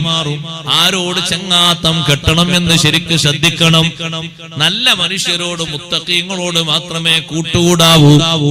ആ മുത്തഖീങ്ങളെ പരലോകത്തും സുഹൃത്തുക്കളായി നമുക്ക് ഉപകരിക്കുകയുള്ളൂ. അല്ലാത്തവരൊക്കെ എതിര് പറയുന്നവരായിരിക്കും. അവനാണ് എന്നെ ചെയ്യിപ്പിച്ചത്, ഇവനാണ് എന്നെ കുടുക്കിയത്, അവനാണ് എന്നെ കൊണ്ടുപോയത്. സുഹൃത്തുമായിട്ട് ബന്ധപ്പെടുമ്പോ ആ സുഹൃത്ത് വിശ്വസ്തനും സത്യസന്ധനും നല്ല വഴിക്ക് മാർഗം കാണിക്കുന്നവനും നല്ലതിന് സഹായിക്കുന്നവനും പ്രതിസന്ധി ഘട്ടത്തിൽ കൂടെ നിന്നുകൊണ്ട് രക്ഷപ്പെടുത്തുന്നവനും അങ്ങനെ നന്മക്ക് കാരണമാകുന്ന കൂട്ടുകാരനാകണം. അവന് ഖിയാമത്ത് നാൾ വരെ നമുക്ക് ഉപകാരമാണ്. പരലോകത്തും അവനെ കൊണ്ട് നമുക്ക് ഉപകാരം ലഭിക്കും. അതല്ല തിന്മയുടെ ഉപാസകനായ കൂട്ടുകാരനാണോ, തിന്മക്ക് വേണ്ടി അവനോടൊപ്പം കൂട്ടുകൂടിയിട്ട് എന്തെങ്കിലും ഒന്ന് നടക്കാൻ ബാപ്പയോ ഉമ്മയോ വിലങ്ങ് തടിയായാൽ ഉമ്മാനെ വെറുപ്പിക്കുന്നു,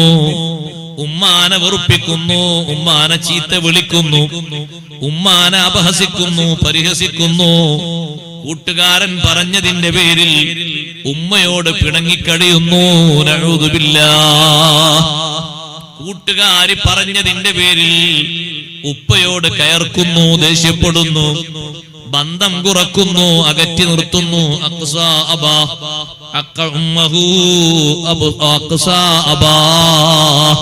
ഉമ്മാനെ വെറുപ്പിക്കരുത്.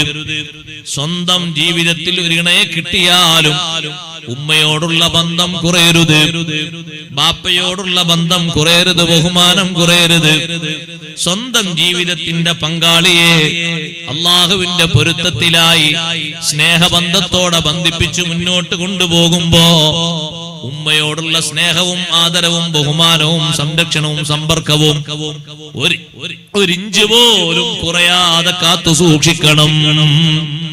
അഷ്റഫുൽ ഖൽഖ് സ്വല്ലല്ലാഹു അലൈഹി വസല്ലം തങ്ങൾ എപ്പോഴും സ്വഹാബത്തിനെ പറഞ്ഞു ഉപദേശിക്കുന്ന ഒരു ഉപദേശമാണ് സ്വഹാബ, നിങ്ങളെ കൂടെ ഒരു ജീവിത പങ്കാളിയെ അള്ളാഹു നൽകിയെന്ന് കരുതിയിട്ട് ഉമ്മ കണ്ണീരൊഴുക്കേണ്ട, ഉപ്പ വിഷമത്തോടെ ഒരുപാട് സമയം പലയിടത്തും സമയം തള്ളി നീക്കേണ്ട ഒരു ഗതികേട് വരരുത്. അങ്ങനെ വന്നാൽ നിങ്ങൾ നിർവഹിക്കുന്ന സുഹൃതങ്ങളൊന്നും നിങ്ങൾക്ക് ആഖിറത്തിൽ ഫലം ചെയ്യൂല, ഉപകരിക്കൂല. ബാപ്പാന അന്യനായി കാണരുത്. സ്വന്തം ഒരാളെ കിട്ടിയാൽ ജീവിതത്തിൽ എനിക്കെല്ലാം തികഞ്ഞു എന്ന് തോന്നരുത്. അപ്പോഴും എനിക്കെന്റെ ഉപ്പയും എന്റെ ഉമ്മയും വലിയവരാണ്. അവര് നേതൃസ്ഥാനത്ത് നിർത്തിക്കൊണ്ട് തന്നെ കുടുംബജീവിതം നല്ല രൂപത്തിൽ മുന്നോട്ട് കൊണ്ടുപോകണം. അഥവാ ബാപ്പയുടെയും ഉമ്മയുടെയും സ്വഭാവം പരുക്കൻ രൂപത്തിലാണെങ്കിൽ വേണ്ട സ്നേഹത്തോടെ പ്രതികരിക്കാൻ സ്വന്തം ഇണയെ പ്രാപ്തരാക്കണം. സ്വന്തം ഇണക്കതിനുള്ള പ്രാക്ടീസ് നൽകണം. നമ്മുടെ ബാപ്പയും നമ്മുടെ ഉമ്മയും നമുക്കെന്നും വേണ്ടപ്പെട്ടവരാണ്. നല്ല രൂപത്തിൽ മാത്രം നീ പ്രതികരിച്ചുകൊണ്ട് സ്നേഹവും ബഹുമാനവും നിലനിർത്തി മുന്നോട്ട് കൊണ്ടുപോകണം. എന്തിനാന്നറിയോ പെങ്ങളെ? കുറച്ചു കഴിഞ്ഞാൽ നമ്മൾ, ഞാനും നീയും ബാപ്പയും ഉമ്മയുമാകും. നമ്മുടെ മക്കളിലേക്കും ജീവിത പങ്കാളികൾ വരും. നമ്മൾ ഈ ബാപ്പാനെയും ഉമ്മാനെയും വേണ്ടതുപോലെ സ്നേഹിച്ച് ബഹുമാനിച്ചില്ലെങ്കിൽ ദുനിയാവിൽ അതിന്റെ ഒരു ചിത്രം അല്ലാഹു നമുക്കും തരാനുണ്ട്. നമ്മുടെ മക്കളിലൂടെ, പേരമക്കളിലൂടെ നമ്മൾ ഏത് രൂപത്തിലാണോ ബാപ്പാനെയും ഉമ്മാനെയും പിണക്കി അകറ്റി നിർത്തിയത്, അതിനേക്കാളും അസഹ്യമായ രൂപത്തിൽ സൗകര്യങ്ങൾ, സംവിധാനങ്ങളൊക്കെ ഉള്ളപ്പോൾ തന്നെ നമ്മുടെ മക്കൾ, ചെറുപ്പക്കാരികൾ നമ്മെ അകറ്റി നിർത്തുന്നൊരു ദുരന്തം ജീവിതത്തിൽ നമ്മൾ അനുഭവിക്കേണ്ടി വരും. അങ്ങനെ ഒരു സംഗതി ഉണ്ടാകരുത്. അങ്ങനെ ഒരു വിഷമം നമ്മുടെ ജീവിതത്തിൽ വന്നു പോകരുത്. നമ്മൾ അവരെ സംരക്ഷിച്ചതിന്റെ പേരിൽ അള്ളാഹുവിന്റെ പൊരുത്തം ലഭിക്കണം. അള്ളാഹുവിന്റെ പൊരുത്തം ലഭിക്കാൻ ബാപ്പ ഉമ്മമാരുടെ പൊരുത്തം അനിവാര്യമാണ്. റിളല്ലാഹി ഫീ റിളൽ വാലിദൈൻ വസുഖ്തുല്ലാഹി ഫീ സുഖ്തിൽ വാലിദൈൻ. അല്ലാഹുവിന്റെ പൊരുത്തം മാതാപിതാക്കളുടെ പൊരുത്തത്തിലാണ്. അല്ലാഹുവിന്റെ കോപം മാതാപിതാക്കളുടെ കോപത്തിലാണ്. ചരിത്രം ഞാൻ നീട്ടുന്നില്ല. അൽഖമ ഏറെ വിഷമം അനുഭവിച്ചു പോയി. കവിളൊക്കെ ഒട്ടിയ ഒരു ഉമ്മ. ആ ഉമ്മാക്ക് ഒരു മകളും ഒരു മകനും മാത്രമേ ഉള്ളൂ. രണ്ടുപേരും ഉദ്യോഗസ്ഥരാണ്. അവരുടെ ജീവിത വൃത്തിക്ക് ഈ പ്രായം ചെന്ന ഉമ്മ തടസ്സാകുന്നു കരുതിയിട്ട്, ഉമ്മാനെ നല്ല നിലക്ക് നോക്കിക്കോട്ടെ എന്ന് കരുതിയിട്ട് വൃദ്ധസനത്തിൽ കൊണ്ടുപോയി ആക്കിയതാണ്. ആ ഉമ്മ പൊട്ടിക്കരയുന്നത്, മുമ്പൊക്കെ മാസത്തിൽ 2 തവണയെങ്കിലും എന്റെ മക്കൾ ഫോൺ ചെയ്യാറുണ്ടായിരുന്നു. ഇപ്പൊ കഴിഞ്ഞ മാസം തീരെ വിളിച്ചില്ല. അവരത്രത്തോളം എന്നെ അകറ്റിയല്ലോ, വെറുത്തല്ലോ എന്ന് പറഞ്ഞിട്ടാണ്. ഭക്ഷണം കിട്ടാഞ്ഞിട്ടല്ല, ഭക്ഷണത്തെക്കാളും വലുത്, സൗകര്യത്തെക്കാളും വലുത് ആത്മാർത്ഥമായ സ്നേഹമാണ്, ആത്മാർത്ഥമായ സമ്പർക്കമാണ്. അതിനാണ് അള്ളാഹുവിന്റെ റിള ലഭിക്കുന്നത്, അള്ളാഹുവിന്റെ പൊരുത്തം ലഭിക്കുന്നത്. അതിനാണ് സമ്പന്നയായിട്ടും ഉമ്മമാരെ ഖദീജ റളിയല്ലാഹു അൻഹാ മുത്ത് നബി സല്ലല്ലാഹു അലൈഹി വസല്ലം തങ്ങൾക്ക് പാലൂട്ടിയ ഹലീമ ബീവി റളിയല്ലാഹു അൻഹ സ്വീകരിച്ചത് കണ്ടില്ലേ നിങ്ങൾ? സ്വന്തം മാതാവിന്റെ സ്ഥാനത്ത് 2 വർഷത്തിലധികം പോറ്റി വളർത്തിയ അവിടുത്തെ ഉമ്മമാരിൽ ഒരു പ്രധാനപ്പെട്ട ഉമ്മയാണ് ഹലീമത്തു സാദിയ റളിയല്ലാഹു അൻഹ. ഹലീമ ബീവി വരുമ്പോ ഖദീജ ബീവി റളിയല്ലാഹു അൻഹ സ്വീകരിച്ച് ഹലീമ ബീവി റളിയല്ലാഹു അൻഹയ്ക്ക് എന്താ വേണ്ടത് എന്ന് മുത്ത് നബി സല്ലല്ലാഹു അലൈഹി വസല്ലം ചോദിച്ചപ്പോ, ഉമ്മാക്ക് സാമ്പത്തികമായി കുറച്ച് പ്രയാസമുണ്ട് എന്ന് പറഞ്ഞപ്പോ കുലീന വനിതയായ ഖദീജ റളിയല്ലാഹു അൻഹ കൊടുത്തത് 20 ഒട്ടകങ്ങളും 20 ആടുകളുമാണ്.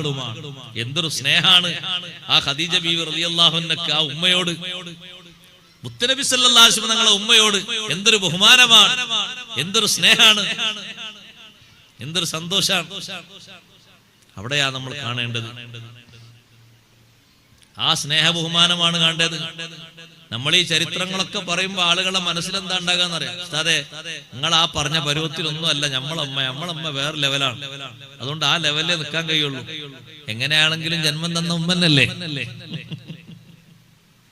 വളർത്തിയ വാപ്പന്നല്ലേ, വേറെ ആരുമില്ലല്ലോ, അന്യരല്ലല്ലോ അവര്. വ്യത്യസ്ത സ്വഭാവങ്ങൾ ഉണ്ടാകും, എല്ലാവരുടെയും ഒരു സ്വഭാവമാകൂല. ചിലപ്പോ കർശനമായ സ്വഭാവം, പരുക്കൻ സ്വഭാവം ഒക്കെ ഉണ്ടാകും.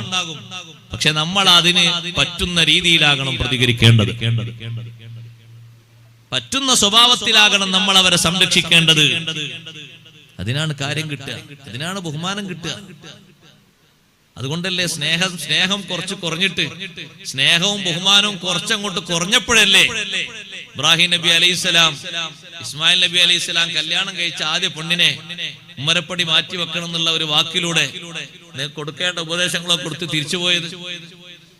ഇബ്രാഹിം നബി അലൈഹിസ്സലാമിന്റെ പുന്നാര പൂമുഖം കണ്ടിട്ട് ഒരു ചെറിയ റെസ്പെക്ട് ആ പെണ്ണിന്റെ ഭാഗത്തു നിന്നുണ്ടാകണ്ടേ, ഒരു ബഹുമാനെങ്കിലും.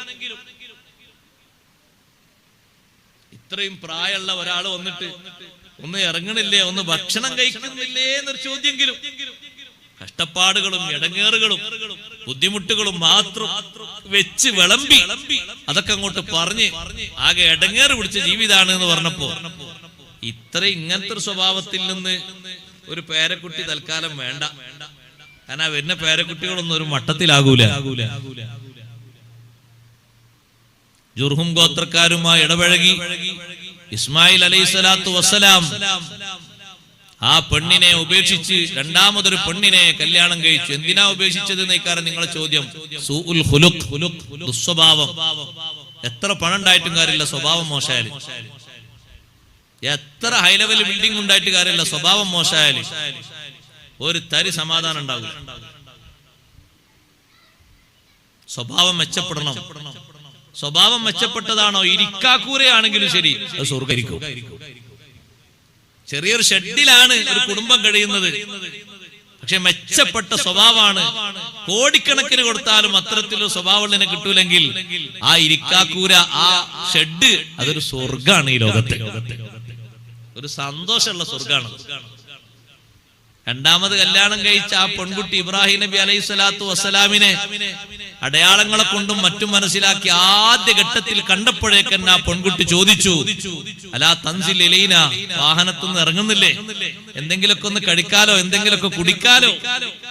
എത്ര സന്തോഷത്തോടെ ചോദിച്ചത്. വിശേഷങ്ങളൊക്കെ ചോദിച്ച് ഇബ്രാഹിം നബി അലൈഹിസ്സലാം എങ്ങനെയുണ്ട് ഭക്ഷണം രീതിയൊക്കെ എന്ന് ചോദിച്ചപ്പോ ഉള്ളതിൽ ഏറ്റവും മെച്ചപ്പെട്ട ഭക്ഷണം കിട്ടിയത്, ആ വീട്ടിലേക്ക് വന്ന് ഏറ്റവും സന്തോഷത്തോടെ കഴിച്ച ഭക്ഷണം തുആമുന അൽ-ലഹ്മ്, ഞങ്ങൾക്ക് ഇറച്ചിയൊക്കെ ഭക്ഷണത്തിൽ ഉണ്ടാകാറുണ്ട്, മതിയായ വെള്ളം ഉണ്ടാകാറുണ്ട്. ഇബ്രാഹിം നബി അലൈഹി ഇസ്ലാമിന്റെ അന്നത്തെ ദുആ, അല്ലാഹുവേ അവരുടെ മാംസത്തിലും വെള്ളത്തിലും നീ ബർക്കത്ത് കൊടുക്കണേ. ഏതെങ്കിലും ഒരു കാലത്ത് അന്ന് മുതൽ ഇന്ന് വരെ ഈ രണ്ട് വിഷയത്തിൽ നിന്ന് മക്ക നഗരം ഒഴിവായിട്ടില്ല. എപ്പോഴും സുലഭമായ വെള്ളം, സുലഭമായി മാംസം വിൽക്കപ്പെടുന്നു അവിടെ. ഇബ്രാഹിം നബി അലൈഹി ഇസ്ലാമിന്റെ ദുആയാണ്. ഹബീബ് സല്ലല്ലാഹു അലൈഹി വസല്ലം തങ്ങൾ പറഞ്ഞു, വലം യകുൻ ലഹും യൗമഇദിൻ ഹബ്ബുൻ, അന്നവർ ധാന്യം ഭക്ഷണത്തിന് ഉപയോഗിക്കാറില്ല. അതുകൂടി ഉണ്ടെങ്കിൽ അതിനും കൂടി ഇബ്രാഹിം നബി അലൈഹി സ്വലാം ദ്വാരന്നിരുന്നു. എന്നിട്ട് പോകാൻ നേരത്തെ ഈ പെൺകുട്ടി, ഉപ്പ പോകല്ലേ, കുറച്ചു നേരം നിൽക്കിന്ന് പറഞ്ഞ് അകത്ത് ഒരു കപ്പിൽ വെള്ളം എടുത്തു കൊണ്ടുവന്ന് വാഹനത്തിന്റെ മേലെ ഇരിക്കുന്ന ഇബ്രാഹിം നബി അലൈഹി സ്വലാമിന്റെ ശരീരത്തിലേക്ക് അങ്ങോട്ട് എത്താൻ വേണ്ടിയിട്ട് ഒരു ചെറിയ പലകയോ ഒരു പാറക്കല്ലോ കൊണ്ടുവന്ന് അടുത്ത് വെച്ചിട്ട് അതിന്റെ മുകളിൽ കയറിയിട്ട് പൊടിപടലങ്ങൾ പുരണ്ട താടിയും തലയും ഒക്കെ വെള്ളം കൊണ്ടൊന്ന് തൊട്ട് വൃത്തിയാക്കി തടവിക്കൊടുത്ത്, തൊട്ടാവുന്നു മുറിയാത്ത ബന്ധല്ലേ, തടവിക്കൊടുത്ത് സന്തോഷിപ്പിച്ചിട്ടാണ് ഇബ്രാഹിം നബി അലൈഹി ഇസ്ലാമിനെ യാത്ര അയച്ചത്.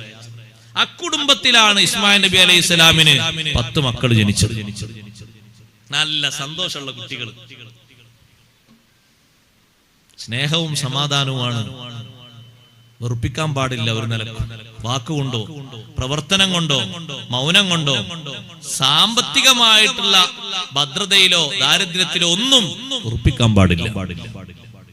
വെറുപ്പിക്കാൻ ഇവിടെ കാരണമായി പറഞ്ഞത് നമുക്കൊക്കെ ഓരോരുത്തർക്കും ഓരോ നാട്ടിലും ഉദാഹരണം പറയാണ്ടാകും. നബി സല്ലല്ലാഹു അലൈഹി വസല്ലം ഈ പറഞ്ഞ കാരണത്തിന് അക്ക ഉമ്മഹു അദ്നാ സ്വദീഖഹു അഖ്സാബാ, പാപ്പാനെ അകറ്റാനും ഉമ്മാനെ വെറുപ്പിക്കാനും കാരണം നടുവില് പറഞ്ഞതാണ് അദ്നാ സ്വദീഖഹു. എത്ര വ്യക്തമായ അടയാളമാണ്. ഹബീബ് സല്ലല്ലാഹു അലൈഹി വസല്ലം തങ്ങൾ എണ്ണി പറഞ്ഞു, വളഹറത്തിൽ അസ്വാതു ഫിൽ മസാജിദി, പള്ളി മേത്തരം ബഹുമാനമുള്ളതാണ്. പള്ളികളിൽ അപശബ്ദങ്ങൾ, പള്ളികളിൽ ആവശ്യമില്ലാത്ത ശബ്ദങ്ങൾ ഉയർന്നു വന്നാൽ ഭൗതിക സംസാരങ്ങൾ ഒരിക്കലും പള്ളിയിൽ വരരുത്, ഒരിക്കലും പള്ളിയിൽ ഉണ്ടാവരുത്.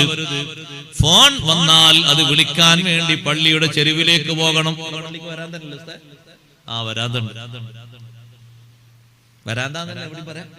എന്തിനാ പള്ളിക്ക് വരാന്തുണ്ടാക്കിയത്? ആദ്യമായി പള്ളിക്ക് വരാന്തുണ്ടാക്കിയത് സയ്യിദുനാ ഉമർ ബിൻ ഖത്താബ് റളിയല്ലാഹു അൻഹു. മദീന പള്ളി വരാന്തുണ്ടാക്കിയിട്ട് മഹാനവർകൾ ഉള്ളിൽ ചെന്നിട്ട് പറഞ്ഞു, സംസാരിക്കണമെങ്കിൽ, ആരെങ്കിലും അന്വേഷിക്കണമെങ്കിൽ, കളഞ്ഞുപോയ ഏതെങ്കിലും സാധനം വന്ന് വിളിച്ചു പറയണമെങ്കിൽ ഈ വരാന്തയിലേക്ക് ഇറങ്ങണം, പള്ളിന്ന് പറ്റൂല. കമ്മിറ്റി മീറ്റിംഗ് ഒന്നും പള്ളിയിൽ കൂടാൻ പറ്റൂല, അതൊക്കെ പുറത്തുനിന്ന്. അതിനാണ് വിശാലമായ മദ്രസ, അല്ലെങ്കിൽ നല്ല മുറ്റത്തൊരു പന്തലോ കെട്ടി ഉഷാറായിട്ട്, അല്ലെങ്കിൽ ഏതെങ്കിലും വീടിന്റെ ഡൈനിങ് ഹാളില് അവിടൊക്കെ ചേരാം. ഇത് മദ്രസ അല്ലേ? ആ മദ്രസ വിശാലമായ മദ്രസ. എത്ര സ്ഥലമുണ്ട്? നാട്ടിൽ ജനബോഡി അംഗങ്ങൾ മൊത്തം ഇരുന്നാലും സ്ഥലം ബാക്കിയായിരിക്കും. അത്രയും വിശാലത ഉണ്ട്. നല്ല സൗന്ദര്യമുള്ള വിശാലമായ കെട്ടിടമുണ്ട്. അപശബ്ദങ്ങൾ വല്ലതും വരാൻ സാധ്യതയുണ്ടായേക്കാവുന്ന ഒരു മീറ്റിംഗും നടക്കാൻ പാടില്ല. പള്ളിയെ കാത്തു സൂക്ഷിക്കേണ്ടതാണ്. പലയിടത്തും ശബ്ദങ്ങൾ ഉയർന്നുപോയി, പള്ളിയിൽ ഭൗതിക സംസാരങ്ങൾ ഉയർന്നുപോയി. നഊദുബില്ലാഹ്. പലരോടും ചോദ്യം ചെയ്യപ്പെടാൻ പറ്റാത്ത രൂപത്തിലായി പോയി. ചോദിച്ചുമ്പോഴേക്ക് മറുചോദ്യം വരെയാണ്. അത്ര കണ്ട് ബഹുമാനിക്കേണ്ടതാണ് പള്ളി. പള്ളിയിൽ രണ്ടുപേര് ഉയർന്ന ശബ്ദം അങ്ങോട്ടും ഇങ്ങോട്ടും ശബ്ദിക്കുമ്പോ നബി സല്ലല്ലാഹു അലൈഹി വസല്ലം ഒന്ന് വിരി നീക്കിയിട്ട് നോക്കി, ആരാണ് ഈ ശബ്ദിക്കുന്നത്? ഒന്ന് ബഹുമാനപ്പെട്ട കഅബ് ഇബ്നു മാലിക് റളിയല്ലാഹു അൻഹു ആണ്, മറ്റൊന്ന് ഇബ്നു ഹദ്റദ് എന്ന് പറയുന്ന മനുഷ്യനാണ്. എന്തേ കഅബേ ഇങ്ങനെ ഒച്ചണ്ടാക്കുന്നത്? കഅബ് റളിയല്ലാഹു അൻഹു പറഞ്ഞു, നബിയേ, ഈ മനുഷ്യനിക്ക് കടം തരാനുണ്ട്, തരുന്നില്ല.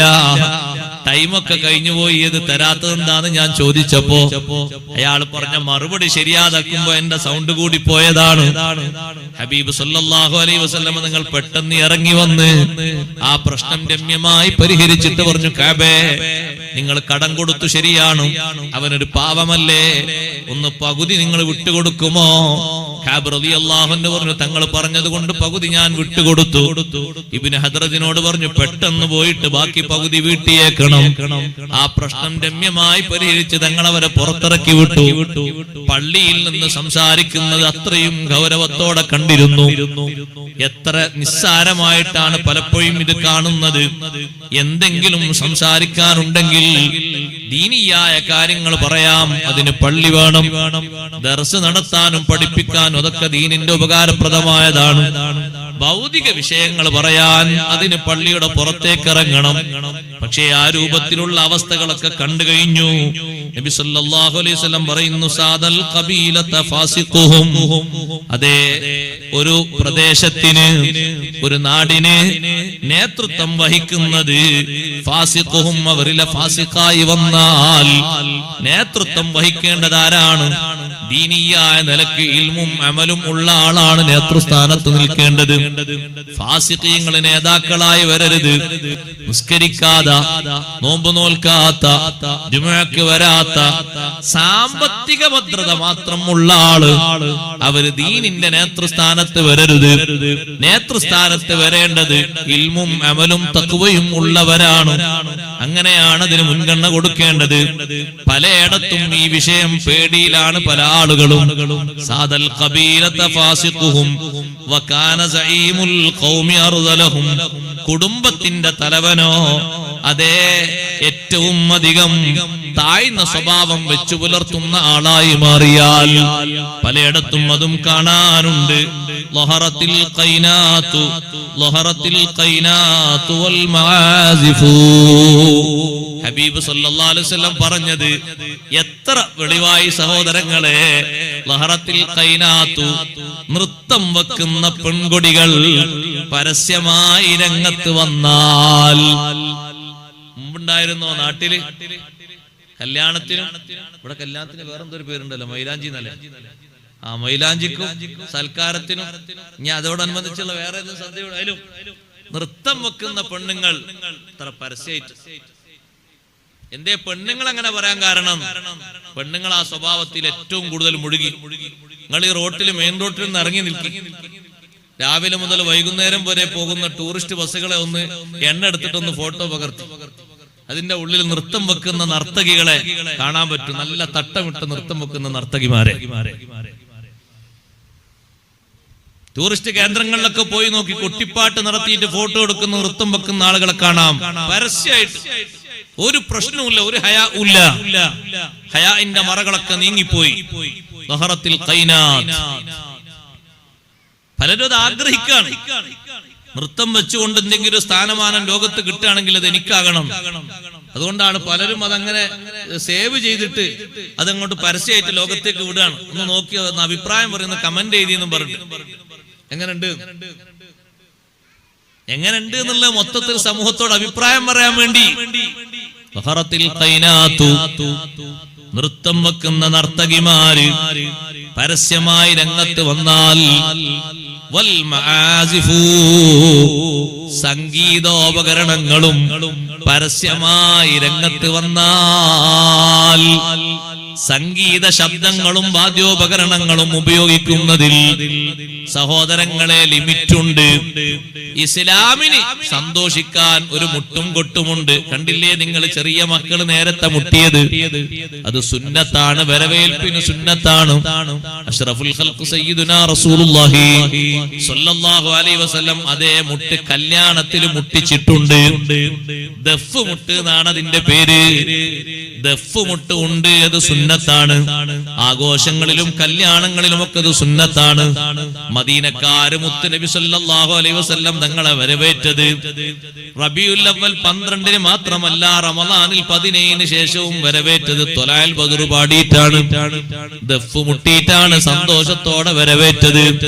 അന്നത്തെ വലിയ വലിയ ഗോത്രത്തലവന്മാരുടെയും മറ്റുമൊക്കെ വീടുകളിൽ കല്യാണം നടക്കുമ്പോ ആൺവീട്ടിലും പെൺവീട്ടിലും ദഫ് മുട്ട് നടത്താറുണ്ട്. നബി സല്ലല്ലാഹു അലൈഹി വസല്ലം തങ്ങൾ റുബയ്യ ബീവി റളിയല്ലാഹു അൻഹയുടെ വീട്ടില് കട്ടിലിൽ പോയി ഇരുന്നിട്ട് ദഫ് മുട്ടുന്നത് തങ്ങൾ ആസ്വദിച്ചിട്ടുണ്ട്. കുട്ടികൾ ദഫ് മുട്ടുന്നു, പാട്ട് പാടുന്നു. കട്ടിലിൽ ഇപ്പുറത്തിരുന്നിട്ട് നബി സല്ലല്ലാഹു അലൈഹി വസല്ലം തങ്ങൾ സന്തോഷിക്കുന്നു. അത് സുന്നത്താണ്. ഇസ്ലാം ഓരോന്നിനും ഒരു പരിധിയും ഒരു ലിമിറ്റും വെച്ചിട്ടുണ്ട്. അതിലപ്പുറം പോകുമ്പോ ഇപ്പറഞ്ഞ രൂപത്തിലായി അത്. സംഗീതോപകരണങ്ങൾ എന്ന് പറഞ്ഞാൽ എങ്ങനെ അറിയാം? അതിന് ഒറ്റപ്പേര് പറഞ്ഞാൽ വേഗം പറഞ്ഞാൽ എല്ലാവർക്കും വേഗം മനസ്സിലാവും. എന്ത് സെറ്റ് എന്നാ പറയാ? എന്ത് സൗണ്ട് എന്നാ പറയാ? DJ. എനിക്കത് വലിയ ഓർമ്മല്ലതാ. DJ. പിന്നെ അവിടെ അന്ന് രാവിലെ വരെ കാതിലേക്ക് എന്തെങ്കിലും കേൾക്കണമെങ്കിൽ എന്തെങ്കിലും ചെപ്പിത്തോണ്ടി എടുത്തുകൊണ്ട് മാന്തേണ്ടി വരും. കാത് അടഞ്ഞു, 2 കാതും അടഞ്ഞു, പിന്നെ കേൾക്കൂലല്ലോ സുബഹി വരെ. പരിസരത്തെ ഏതെങ്കിലും പ്രായമുള്ള ആൾക്കാർ ഉറങ്ങോ? ഉറങ്ങൂല, ഉറങ്ങാൻ പാടില്ല. അന്ന് രാത്രി ഓലൊക്കെ ഇത്തികാഫില്ല. ആരും ഉറങ്ങാൻ പാടില്ല. കുട്ടികൾ ഉറങ്ങാൻ പാടില്ല. ചെറിയ മുലയൂട്ടുന്ന കുട്ടികൾ ഉറങ്ങാൻ പാടില്ല. ആ കുട്ടിക്ക് മുലയൂട്ടുന്ന ഉമ്മ ഉറങ്ങാൻ പാടില്ല. രാവിലെ മുതലേ വീട്ടിലും മറ്റും പല ജോലി എടുത്ത് ക്ഷീണിച്ച പലരും ഒന്നും ഉറങ്ങാൻ പാടില്ല. ആരും ഉറക്കം ബുദ്ധിമുട്ട് ഇടങ്ങേറാക്കാൻ പാടില്ല, ഒരാളെ ബുദ്ധിമുട്ടാക്കാൻ പാടില്ല. ഒരാൾ പള്ളിയിൽ നിന്ന് വരെ നോക്ക് നിങ്ങൾ, പള്ളിയിൽ നിന്ന് വരെ ഉറങ്ങുന്ന ഒരാൾ പള്ളിയിൽ ഉറങ്ങാണ്. ഒരാൾ ഇപ്പുറത്ത് ഖുർആൻ ഓതുകയാണ്. ഇസ്ലാമിന്റെ നിർദ്ദേശമില്ല ഖുർആൻ ഓതുന്ന ആൾ മിതമായ ശബ്ദത്തിൽ ഓതണം. ആ ഉറങ്ങുന്ന ആൾക്ക് ശല്യാകരുത്. അയാളൊരു ഉറക്കം വന്നപ്പോൾ ഉറങ്ങിയതാണ് അവിടെ പള്ളിയിൽ. വലിയ ഉറങ്ങാൻ പാടില്ല എന്നില്ലല്ലോ. ഒരു കൈലൂലത്തൊക്കെ ഉദ്ദേശം ഉറങ്ങാണ്, അവിടെ ഉറങ്ങി. ഇപ്പുറത്ത് മറ്റേക്ക് ഖുർആൻ ഓതണം, സൗണ്ട് കൂടാൻ പാടില്ല. എന്തൊരു നിർദ്ദേശമാണത്! എത്രമാത്രം ശ്രദ്ധിക്കാനാണ് പറഞ്ഞത്. അപ്പൊ പിന്നെ നമ്മളെ അയാൾക്ക് പുരേ പോയി ഇറങ്ങിക്കൂടെ അല്ലേ? അയാൾക്ക് അവിടെ പോയി ഇറങ്ങിക്കൂടെ? ഇവിടെ തന്നെ ഉറങ്ങണോ? ഉറങ്ങണ ആക്കൊരു നിയമല്ലേ? ഉറങ്ങണ ആളെടുത്ത് വെച്ചല്ലേ ഞാൻ ഓതുന്നത്. അപ്പൊ ഞാൻ അതിന് സൗണ്ട് കുറക്കണം. എന്റെ ഓത്തൊക്കെ ഒന്ന് മിതമായ സൗണ്ടിലാക്കണം. എന്റെ ഓത്ത് കാരണം, ഓത്ത് എന്നുള്ള വലിയൊരു ഇബാദത്തല്ല, ഖുർആനോത്ത് കാരണം, ഞാൻ ഹദീസ് ഓതുന്ന കാരണം ആ ഉറങ്ങുന്ന ആൾക്ക് അത് ശല്യാക്കാൻ പാടില്ല. അപ്പുറത്ത് നിസ്കരിക്കുന്ന ഒരാളുണ്ട്, ആ നിസ്കരിക്കുന്ന ആൾക്ക് എന്നെ കൊണ്ട് ഇടങ്ങേറാകാൻ പാടില്ല. മിതമായ ശബ്ദത്തിലാകണം ഞാൻ ഓതേണ്ടത്. ഇതൊക്കെ പഠിപ്പിക്കുന്നത് നമ്മളോടല്ലേ? അതുകൊണ്ട് നമ്മൾ പാലിക്കേണ്ട ഒന്നാണ്. സംഗീതോപകരണങ്ങളും മറ്റുമൊക്കെ കുറക്കണം. അല്ലാഹു തആലാന്റെ അദാബ് വരും. അല്ലാഹു കാത്തുരക്ഷിക്കട്ടെ. അതൊക്കെ ലിമിറ്റ് വിട്ട് പരിധി വിട്ട് അപ്പുറം പോയി കഴിഞ്ഞു. ശുരിബത്തുൽ ഖുമൂർ, നബി സല്ലല്ലാഹു അലൈഹി വസല്ലം പറഞ്ഞ വാക്ക് തന്നെ അങ്ങനെയാണ്. ശുരിബത്തുൽ ഖുമൂർ, മദ്യപാനം മോന്തപ്പെട്ട് കഴിഞ്ഞാൽ ആര് കുടിക്കുന്നു എന്ന് പറയാതെയാണ് തങ്ങളെ പ്രയോഗം. ആ പ്രയോഗത്തിന് നല്ലൊരു സൗന്ദര്യമുണ്ട്. ആര് കുടിക്കുന്നു നോക്കണ്ട, കുടി അത്രയും അധികരിച്ചിട്ടുണ്ട് എന്നതാണ് പറഞ്ഞത്. ശുരിബത്തുൽ ഖുമൂർ, ഖംറുകൾ കുടിക്കപ്പെട്ടു, ഖംറ് മോന്തപ്പെട്ടു. കുടിക്കുന്നത് ആര് എന്ന് പറയാതെ ഖംറ് ഇത്രയും മോന്തപ്പെട്ടു എന്ന് പറഞ്ഞാൽ കുടി അങ്ങനെ സുലഭമായിട്ട് അല്ലേ? സുബ്ഹാനല്ലാഹ്, അതൊരു പ്രശ്നമാക്കാത്ത രൂപത്തിലുണ്ട്. പലയിടത്തുനിന്ന് യാത്രയില് നമ്മൾ ഏറ്റവും കൂടുതൽ പേടിക്കുന്ന ഒരു യാത്രയാണ് വിമാനയാത്ര. എന്തേ വിമാനയാത്ര സുഖല്ല, എന്താ പേടിക്കാന്? അത് വിമാനയാത്രയിൽ ഭക്ഷണം കഴിച്ചു കഴിഞ്ഞാൽ ഈ സാധനം ഇങ്ങനെ വരും. അപ്പൊ എത്ര ആളാ അത് വാങ്ങി ഒന്ന് റാഹത്തിന് കുടിക്കാൻ വേണ്ടി ഒരുങ്ങണത്. മുമ്പൊരിക്കൽ എന്നോട് എന്റെ ഒരു സുഹൃത്ത് പറഞ്ഞു, ഉസ്താദേ ഇതൊന്നല്ല, ഇതിനേക്കാളും വലിയ രസമുണ്ട്. എനിക്ക് കഴിഞ്ഞ യാത്രയിൽ ഒരു ചെറുപ്പക്കാരനെ കൂടെ കിട്ടിയപ്പോ ഞാൻ വലിയ സന്തോഷിച്ചു. അദ്ദേഹം പറയാ സന്തോഷിച്ചു. ആ ചെറുപ്പക്കാരൻ വന്ന ഉടനെ തന്നെ ഇശാമാരിബിന്റെ ഇടയിൽ തബാറക്കും ഇദാവക്കാത്തൊക്കെ ഓതി. നല്ല സ്വഭാവമാണല്ലോ. തബാറക്കും ഇദാവക്കാത്തൊക്കെ ഓതുന്ന ചെറുപ്പക്കാരനെ കിട്ടിയെന്നുള്ള എനിക്ക് സന്തോഷമായി. പിന്നെ കുറച്ച് കഴിഞ്ഞ് ഫ്ലൈറ്റിൽ ഭക്ഷണമൊക്കെ വന്നു കഴിഞ്ഞപ്പോ അവന്റെ ബാഗ് തുറന്നൊരു സാധനം ഇങ്ങനെ എടുക്കുന്നുണ്ട്. അപ്പൊ ഞാൻ ചോദിച്ചു, സുഹൃത്തെ നീയല്ലേ നേരത്തെ തബാറക്കും ഇദാവക്കാത്തൊക്കെ ഓതിയത്, ഇപ്പൊ എന്താ അത് പരിപാടി? ഇത് പറ്റുമോ? അപ്പൊ ഓൻ പറഞ്ഞ അഭിപ്രായം എന്താ ഉസ്താദേ? ഓൻ പറഞ്ഞ വാക്ക് കേട്ട് ഞാൻ വല്ലാതെ അന്തം വിട്ടുപോയി. ആ ചെറുപ്പക്കാരൻ പറഞ്ഞു, അതെ ഖുർആനിലെ ആ ഖംറ്, ഹദീസിലെ ആ ഖംറ് എന്നൊക്കെ പറഞ്ഞില്ലേ, അത് വേറെ, ഇതല്ല, ഇത് ബീർ, അതിന് പ്രശ്നമല്ല. കൂടവൻ ആയത്ത് ഓതി കുലു വശ്റബൂ എന്നല്ലേ അല്ലാഹ് പറഞ്ഞു. അല്ലാഹു തആല കുലു വശ്റബൂ എന്ന് മാത്രമല്ല പറഞ്ഞത്, കുലു വശ്റബൂ വലാ തുസ്രിഫൂ എന്നും കൂടി പറഞ്ഞിട്ടുണ്ട്. നമ്മളെ ആൾക്കാരും ഓതല്ല. കുലു വശ്റബൂ എല്ലാവരും ഓതും. കുലു നിങ്ങൾ ഭക്ഷിച്ചോളൂ, വശ്റബൂ കുടിച്ചോളൂ, വലാ തുസ്രിഫൂ എന്നുണ്ട് അതിനപ്പുറത്ത്. പറ്റാത്തതാകരുത്. ഒരു തഫ്സീർ അങ്ങനെ, വലാ തുസ്രിഫൂ, ആ കഴിക്കുന്നതും കുടിക്കുന്നതും അന്യമാകരുത്, ഹറാമായതാകരുത്, പരിധി വിട്ടാകരുത്. ഇങ്ങനൊക്കെ വ്യാഖ്യാനങ്ങളുണ്ട്. കുലു വശ്റബൂ എന്ന് മാത്രം ഓതിയാ പോരാ, കുലു വശ്റബൂ വലാ തുസ്രിഫൂ, പറ്റുന്നതേ ആകാവൂ കുടിക്കുന്നതും കഴിക്കുന്നതൊക്കെ. എന്നിട്ട് അയാളങ്ങനെ കുടിച്ചു, ബോധവും കെട്ട് അങ്ങനെ ആ സുഖത്തിൽ അങ്ങനെ കഴിയാണ്. അപ്പൊ അത്രയും വിഷയമല്ലാത്ത രൂപത്തിൽ പരന്നുപോയി. അല്ലാഹു നമ്മളെ കാത്തുരക്ഷിക്കട്ടെ. ഏതെങ്കിലും ചെറുപ്പക്കാരോ ചെറുപ്പക്കാരികളോ കുടുങ്ങിയിട്ടുണ്ടെങ്കിൽ സഹോദരങ്ങളെ അവരെ ഉപദേശിച്ച് നമ്മൾ നന്നാക്കണം. ആ വഴിയിൽ നിന്ന് പിന്തിരിപ്പിക്കണം. അവരെ പെട്ടെന്ന് ട്രീറ്റ്മെന്റ് ചെയ്ത് ആ സ്വഭാവത്തിൽ നിന്ന് മാറ്റണം. ഘട്ടം ഘട്ടമായിട്ട് മാറ്റണം. മയക്കുമരുന്നിന് അടിമപ്പെട്ടവര് അങ്ങനെ ഏതെങ്കിലും സംഭവത്തിൽ പോയി കുടുങ്ങിയിട്ട് അതൊരു ട്രെൻഡായി സുഖമായി മാറിയിട്ട് അങ്ങനെ നിന്ന ആളുകൾ അവരെ ശപിക്കാതെ ആക്ഷേപിക്കാതെ പിടിച്ച് നല്ല ഉപദേശങ്ങൾ നൽകിയിട്ട് മാറ്റണം. നമ്മളെ സുഹൃത്തുക്കളാണ് അവര്, വൈകല്യങ്ങൾ സംഭവിച്ചവരാണ്. തള്ളി മാറ്റരുത്. കഴിവിന്റെ പരമാവധി നന്മയിലേക്ക് കൊണ്ടുവരണം. ഇനിയും അവർ ആ വിഷയത്തിൽ തുടരാതെ മാറി നിൽക്കണം. വളരെ ഗൗരവമുള്ള സംഗതിയാണ്. മദ്യപാനത്തെക്കാളും കൂടുതൽ മയക്കുമരുന്ന്, ലഹരി, അതിന്റെ ഉപയോഗം അത്രയും വർദ്ധിച്ചിട്ടുണ്ട്. എന്റെ ഉമ്മത്തിന്റെ അവസാനം വരുന്ന ആളുകൾ മദ്യം ഹലാലാക്കുമെന്ന് സയ്യിദുനാ റസൂലുള്ളാഹി സ്വല്ലല്ലാഹു അലൈഹി വസല്ലം തങ്ങൾ സ്വഹാബത്തിനോട് പറയുമ്പോ അന്ന് നമ്മുടെ നേതാക്കളായ സ്വഹാബ ചോദിച്ചു, നബിയേ എങ്ങനെ അവര് ഹലാലാക്കും? മഖദ് ബുയ്യിന ഫീഹി മാ ബുയ്യിന, അതിന്റെ ദൂഷ്യവശങ്ങളൊക്കെ അല്ലാഹു ഖുർആനിൽ വിശദീകരിച്ചിട്ടില്ലേ?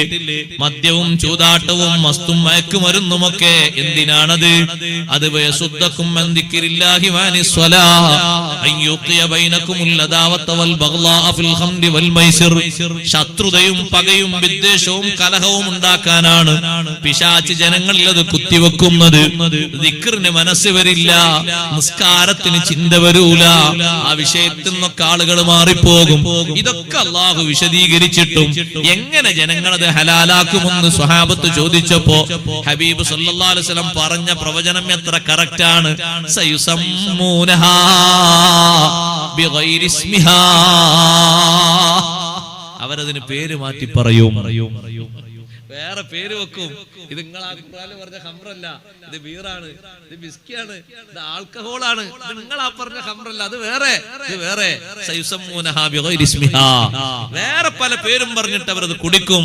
സ്വദഖത സ്വദഖത യാ റസൂലല്ലാഹ്, ഹബീബ് സല്ലല്ലാഹു അലൈഹി വസല്ലം തങ്ങൾ പറഞ്ഞത് എത്ര യാഥാർത്ഥ്യം, എത്ര വ്യക്തമായി പുലർന്നു.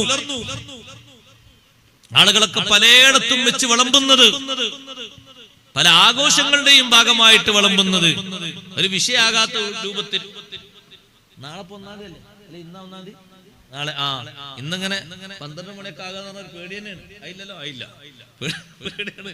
പലരും ഇന്ന് 12 മണിയാകുമ്പോ ഹലാലാക്കണം. അന്ന് നാളെ ഒന്നായതുകൊണ്ടൊന്ന് പറ്റും. അല്ലാഹു അല്ലാഹ്, നാളെ കല്യാണം ആയതുകൊണ്ടൊന്ന് പറ്റും എന്നൊക്കെ ചില ആൾക്കാർ പറയും പോലെ, നാളെ സൽക്കാരാവുമ്പോ കുറച്ചൊക്കെ പറ്റും പറയും പോലെ, ഇതൊക്കെ അങ്ങനെ തന്നെയാണ്. അതിനൊക്കെ ഓരോ രൂപഭാവങ്ങൾ അങ്ങോട്ട് വെച്ച് വിളമ്പി ന്യായം പറയാൻ ആൾക്കാർ. അല്ലാഹു കാത്തുരക്ഷിക്കട്ടെ, കുടുങ്ങരുത്. നമ്മുടെ കുടുങ്ങിയ കൂട്ടുകാർ അല്ലാഹു മോചിപ്പിക്കുമാറാകട്ടെ. ഒരൊറ്റ തവണ നീ എങ്ങാനും നുണഞ്ഞിട്ട് തൗബയില്ലാതെ നീ മരിച്ചുപോയാൽ നിനക്ക് കുടിക്കേണ്ടി വരുന്ന ഏറ്റവും വൃത്തികെട്ട ജലം മിൻ തീനത്തിൽ ഖബാൽ. ഹബീബ് സല്ലല്ലാഹു അലൈഹി വസല്ലം തങ്ങൾ പറഞ്ഞല്ലോ, തീനത്തുൽ ഖബാലിൽ നിന്ന് കുടിപ്പിക്കപ്പെടും. അത് അല്ലാഹു തആല തീർച്ചപ്പെടുത്തി പറഞ്ഞ വിഷയമാണ്. സ്വഹാബത്ത് ചോദിച്ചു, അമാ തീനത്തുൽ ഖബാലി യാ റസൂലല്ലാഹ്, തീനത്തുൽ ഖബാലി എന്താണ് നബിയേ? തങ്ങൾ പറഞ്ഞു, സ്വദീദു അഹ്ലി ജഹന്നം, നരകക്കാരുടെ കക്ഷഭാഗത്തിനും ഗുഹ്യഭാഗത്തിനും മറ്റുമൊക്കെ ചൂടോടെ ചീഞ്ഞൊലിച്ചു ഒഴുകുന്ന ചീഞ്ചലമില്ലേ, ചൂടുള്ള ചീഞ്ചലം, അതാണ് കുടിക്കാൻ കൊടുക്കുന്നത്. സഹോദരാ, എപ്പോഴെങ്കിലും അങ്ങനെ നുണഞ്ഞു പോയെങ്കിൽ, നിർഭാഗ്യവശാൽ സംഭവിച്ചു പോയെങ്കിൽ തൗബ ചെയ്ത് മടങ്ങിയേക്കണം. ഇനി ഒരു നിലക്കും ആ വിഷയത്തിലേക്ക് പോകൂലാന്ന് ചിന്തിക്കണം. സുബ്ഹാനല്ലാഹ്, ലഅന ആഖിറു ഹാദിഹിൽ ഉമ്മത്തി അവ്വലഹാ, ഈ ഉമ്മത്തിന്റെ അവസാനം വരുന്ന കക്ഷികൾ ആദ്യ വിഭാഗത്തെ ആക്ഷേപിക്കുന്ന, കുറ്റം പറയുന്ന ഒരവസ്ഥ വന്നാൽ, പൂർവീകർക്ക് പലതും മനസ്സിലായില്ല എന്നല്ലേ ചിലര് പറയുന്നത്.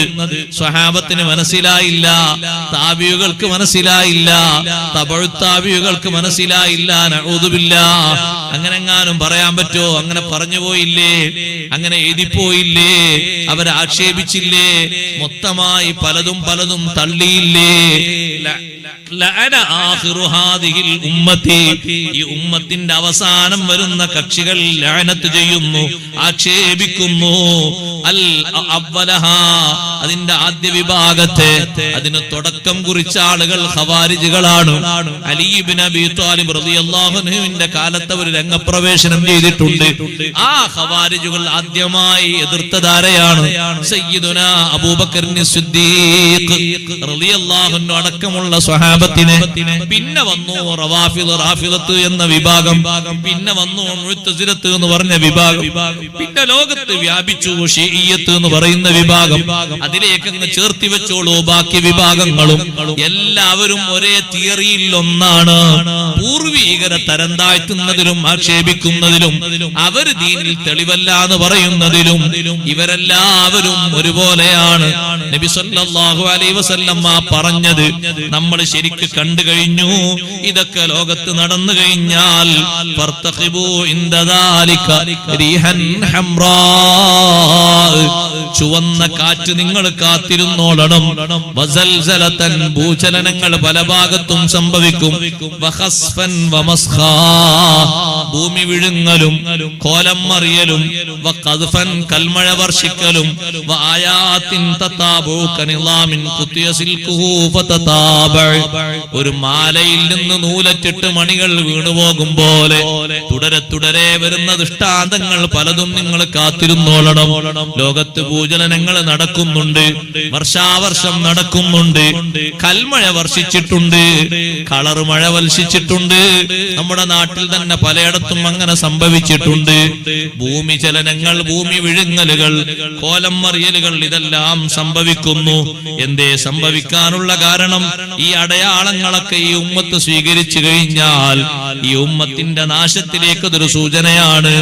പലപ്പോഴും പലയിടത്തും അങ്ങനെ വാണിങ്ങുകൾ തരുമ്പോ അതിന്റെ അർത്ഥം നമ്മൾ നന്നാകണം എന്നാണ്, നമ്മൾ മാറണം എന്നാണ്. സുബ്ഹാനല്ലാഹ്, ഹബീബ് സല്ലല്ലാഹു അലൈഹി വസല്ലം തങ്ങൾ പറഞ്ഞില്ലേ, നീണ്ട ഒരു ഹദീസിൽ ഖിയാമത്ത് നാളിന്റെ അടയാളങ്ങൾ ചോദിച്ചപ്പോ തങ്ങൾ പറഞ്ഞു, വയുൽഖാ ബൈനന്നാസി അത്തനാകുർ, ജനങ്ങൾക്കിടയിൽ പരിചയക്കുറവ് സംഭവിക്കും. ആളുകൾക്ക് പലരെയും അറിയുന്നില്ല. ഓരോരുത്തരും ചോദിക്കണം, ഇതാരാണ്. പെട്ടെന്ന് ആളുകൾ ഓരോരുത്തരെയും മറന്നു പോകാണ്. എന്താ അങ്ങനെ മറന്നു പോകാൻ കാരണം എന്നറിയോ? പാരസ്പര്യം, പരസ്പര സഹകരണം, പരസ്പര സഹവർത്തിത്വം അതൊക്കെ ആളുകളിൽ കുറഞ്ഞു. സ്വന്തം കാര്യം, സ്വന്തം ജീവിതം എന്നൊരു ലെവലിലേക്ക് മാത്രം ആളുകൾ പലപ്പോഴും ഉയർന്നുപോയി. അമേരിക്കയിൽ പോയാൽ ഫുള്ളായിട്ട് അങ്ങനെ തന്നെയാണ്. ഇവിടെ ജീവിക്കുന്ന ഒരാൾക്ക് അപ്പറയിൽ ആരാന്നറിയില്ല, ഒരു നിലക്കും അറിയില്ല. അവിടെ മരിച്ചാലും അറിയില്ല, ജീവിച്ചാലും അറിയില്ല, ജനിച്ചാലും അറിയില്ല. അവിടെ ആരാ? മരിച്ചോ അറിയില്ല, ജീവിച്ചോ, പുതിയ കുട്ടി ജനിച്ചോ അതും അറിയില്ല.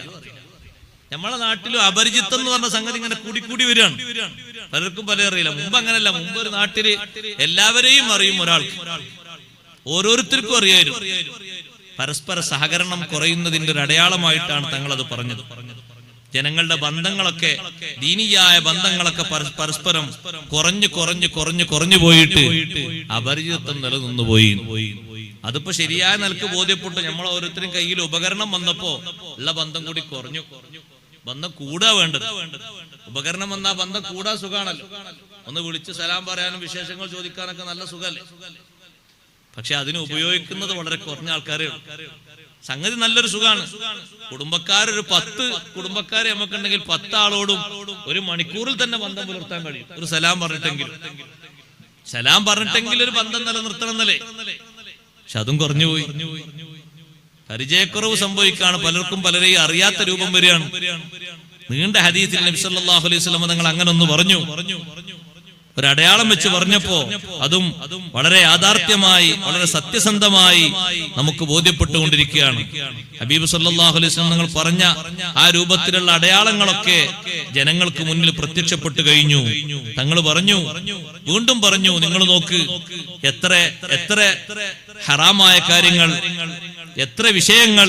സുബ്ഹാനല്ലാഹ്, പലപ്പോഴും പല ആളുകളും പല വിഷയങ്ങളും സ്വന്തമായി ജീവിതത്തിലേക്ക് തുന്നിച്ചേർത്ത് ഹറാമായ കാര്യങ്ങൾ ഹലാലാക്കുകയും ഹലാലായ പല കാര്യങ്ങളും ഹറാമാക്കുകയും ചെയ്യുന്ന രൂപഭാവങ്ങൾ, അതും ജനങ്ങൾക്കിടയിൽ വെളിവായി കഴിഞ്ഞു. ഹബീബ് സല്ലല്ലാഹു അലൈഹി വസല്ലം തങ്ങൾ പറഞ്ഞു, എനിക്ക് ഖുർആൻ നൽകപ്പെട്ടിട്ടുണ്ട്, ഖുർആനിന്റെ വിശദീകരണങ്ങളും നൽകപ്പെട്ടിട്ടുണ്ട്. അതുകൊണ്ട് നിങ്ങളോട് ഞാൻ പറയട്ടെ, അലൈക്കും ബിഹാദൽ ഖുർആൻ, നിങ്ങൾ ഈ ഖുർആനും അതിന്റെ വിശദീകരണവും മുന്നിട്ട് സ്വീകരിച്ചുകൊണ്ട് മുന്നോട്ട് പോകണം. ഫമാ വജത്തും ഫീഹി മിൻ ഹലാൽ, ഹലാലായി നിങ്ങൾ അതിൽ നിന്ന് മനസ്സിലാക്കുന്നത്, പണ്ഡിതന്മാര് സ്വഹാബത്തിൽ നിന്നും താബീങ്ങളിൽ നിന്നും മനസ്സിലാക്കി പകർത്തി തരുന്നത്, ഫാഹില്ലുഹു, നിങ്ങളത് ഹലാലായി സ്വീകരിക്കണം. വമാ വജത്തും ഫീഹി മിൻ ഹറാമിൻ, അതിൽ ഹറാമായ ഏതെങ്കിലും കാര്യങ്ങൾ നിങ്ങൾ കാണുന്നുണ്ടോ, ഫഹർരിമൂഹു, അതിനെ ഹറാമായി സ്വീകരിക്കണം. വഇന്നമാ ഹറമ റസൂലുള്ളാഹി സ്വല്ലല്ലാഹു അലൈഹി വസല്ലം, അല്ലാഹുവിന്റെ റസൂൽ ഹറാമാക്കിയ വിഷയം, കമാ ഹറമല്ലാഹ്, അല്ലാഹ് ഹറാമാക്കിയതുപോലെ തന്നെയാണ്. ഖുർആനിലൂടെ അല്ലാഹു തആല പറഞ്ഞതിന്റെ വിശദീകരണമാണ് നബി സല്ലല്ലാഹു അലൈഹി വസല്ലം തങ്ങൾ പഠിപ്പിച്ചു തന്നത്. നിങ്ങൾ നോക്ക്, ഖുർആനിൽ വ്യക്തമായി ഹറാമാക്കിയ സംഗതികളോടനുബന്ധിച്ച് തങ്ങൾ വിശദീകരിച്ചൊരു ഹറാമാണ് സുബ്ഹാനല്ലാഹ് റിശ്വത്ത് എന്ന് പറയുന്നത്. അതും പരസ്യമായി ജനങ്ങൾക്കിടയിൽ വിഷയമല്ലാത്ത രൂപത്തിൽ പൊങ്ങിപ്പോയി. റിശ്വത്ത് എന്ന് പറഞ്ഞാൽ കൈക്കൂലി എന്നാണ് അർത്ഥം. ന്യായമായും നമുക്ക് ലഭിക്കേണ്ടതില്ലാത്ത ഒരു സംഗതി, അങ്ങനെ ആയി കിട്ടാൻ വേണ്ടി നൽകുന്ന കൂലി, അല്ലെങ്കിൽ കൂലി നൽകേണ്ടതില്ലാത്ത ഒരു വിഷയത്തിന് കൂലി ഒപ്പിച്ചുകൊണ്ട് ഉണ്ടാക്കിയെടുക്കുന്ന ഒരു വേല, ഒരു ന്യായമായ ഒരു വിഷയം നമുക്ക് അവകാശപ്പെട്ടതല്ല, അത് അവകാശമാക്കി എടുക്കണം. വേറൊരാൾക്ക് അവകാശപ്പെട്ടത് അയാൾക്ക് അവകാശമില്ലാതെയാക്കി എടുക്കണം. ഇങ്ങനെ സ്വന്തത്തിലേക്കും മറ്റുള്ളതൊന്ന് തിരുത്താനും നിയമപരമായിട്ട് എതിർ എളുപ്പമുള്ള സംഗതി നടപ്പിലായി വരാൻ കൊടുക്കുന്ന കൂലിയാണ് കൈക്കൂലി.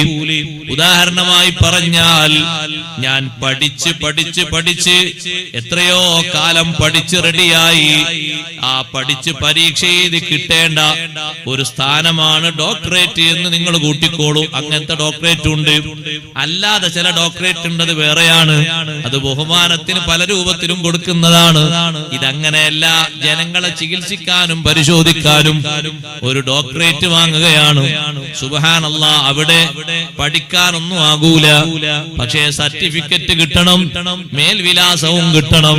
അതിന് ചോദിക്കുന്ന കൂലി അത്രയും കൊടുക്കുന്നത്, അവിഹിതമായ രൂപത്തിലുള്ള ഈ സർട്ടിഫിക്കറ്റ് വാങ്ങാൻ വേണ്ടി ചെലവഴിക്കുന്നത്, സുബ്ഹാനല്ലാഹ്, അത് കൈക്കൂലിയാണ്. ഞാനൊരു മുതലാളിയാണ്, പക്ഷേ ഒരു ഭാഗത്ത് നിന്ന് എനിക്ക് നല്ലൊരു ഫണ്ട് വരാനുണ്ട്. അതിന് ഞാൻ ഫക്കീറായി മാറണം. എന്നെ ഫക്കീറാക്കിയിട്ടൊരു സർട്ടിഫിക്കറ്റ് മറ്റയാൾ തരണം. മുതലാളിയായി എന്നെ ഫക്കീറാക്കിയിട്ടൊരു സർട്ടിഫിക്കറ്റ് തരാൻ വേണ്ടി ആൾക്ക് കൊടുക്കുന്ന കൂലി, ആ കൂലിന്റെ പേരും കൈക്കൂലിയാണ്.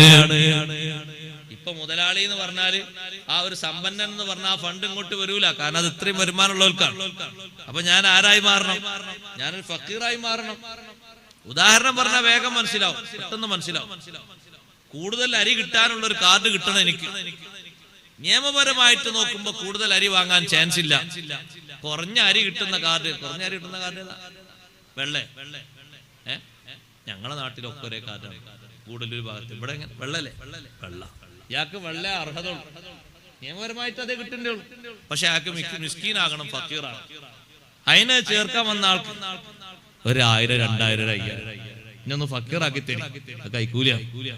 1 രൂപ 50 പൈസ 25 പൈസ 5 പൈസ കൊടുത്താലും ശരി കൈക്കൂലിയാണ്, ഹറാമാണ്. അതൊരു വിഷയമില്ലാത്ത രൂപത്തിലല്ലേ ഒഴുകുന്നത്. അതൊരു വിഷയമില്ലാത്ത രൂപത്തിലല്ലേ അപ്പുറത്ത് സ്വീകരിക്കുന്ന ആള് സ്വീകരിക്കുന്നത്, കൊടുക്കുന്ന ആള് കൊടുക്കുന്നത്. ഇതാരാ ഹറാമാക്കിയത്? നബി സല്ലല്ലാഹു അലൈഹി വസല്ലം ഹറാമാക്കിയ വിഷയമാണ്. അല്ലാഹുവിന്റെ റസൂൽ ഹറാമാക്കിയതൊക്കെ ഖുർആനിൽ ഇല്ലല്ലോ എന്ന് പറഞ്ഞ് തള്ളാൻ പാടില്ല. അത് നബി സല്ലല്ലാഹു അലൈഹി വസല്ലം തങ്ങൾ നിഷിദ്ധമാക്കിയത്, അതേ അല്ലാഹു തആല ഹറാമാക്കിയതാണ്. അല്ലാഹ് ഹറാമാക്കിയതൊക്കെ നബി സല്ലല്ലാഹു അലൈഹി വസല്ലം തങ്ങളും ഹറാമാക്കിയതാണ്. ഖുർആനിൽ ഇല്ലല്ലോ എന്ന് പറഞ്ഞത് തള്ളിക്കളയാൻ പാടില്ല. സുബ്ഹാനല്ലാഹ്, ഹബീബ് സല്ലല്ലാഹു അലൈഹി വസല്ലം തങ്ങൾ പറഞ്ഞു, ലാ തഖൂമുസ്സാഅതു, ഖിയാമത്ത് നാൾ സംഭവിക്കൂല, ഹത്താ യബ്നന്നാസു ബുയൂതൻ യൂശൂനഹാ, ജനങ്ങൾ നിർമ്മിക്കുന്ന കൊട്ടാരങ്ങൾ. നിങ്ങൾ നോക്ക്, വീടിനെ സംബന്ധിച്ചും ഹബീബ് സല്ലല്ലാഹു അലൈഹി വസല്ലം തങ്ങൾ പറഞ്ഞിട്ടുണ്ട്, പരിധിയിൽ കവിഞ്ഞ രൂപത്തിലുള്ള വീട് നിർമ്മാണം അതും ഖിയാമത്ത് നാളിന്റെ അടയാളമാണ്. മതിയാകുന്ന കുടുംബത്തിന്റെ കണക്ക് നോക്കുമ്പോൾ അതിലപ്പുറമാണ് നിർമ്മാണങ്ങൾ. മതിയാകുന്ന വീട്ടിൽ എത്രയാ ആളുകൾ, കുടുംബക്കാര് മൊത്തം വന്നാലും തികയാവുന്നതിലപ്പുറമാണ് വീട് നിർമ്മിച്ചിരിക്കുന്നത്. സൗകര്യങ്ങളും സംവിധാനങ്ങളൊക്കെ പാകത്തിനാണ് ഒരുക്കേണ്ടത്. വീട്ടിലുള്ള അംഗങ്ങൾക്ക്, പുതുതായിട്ട് ആരെങ്കിലും അവിടെ വരുന്നവർക്കും മതിയാകുന്ന രൂപത്തിൽ. നാട്ടുകാരെ മൊത്തം ഒരു വീട്ടിലേക്ക് സൽക്കരിക്കാനും കിടത്തി ഉറക്കാനും സ്വീകരിക്കേണ്ടതില്ലല്ലോ. അങ്ങനെയാകുമ്പോ നമ്മളെ നാട് ഒരാളെ വീടിന് തന്നെ മതിയാകൂല.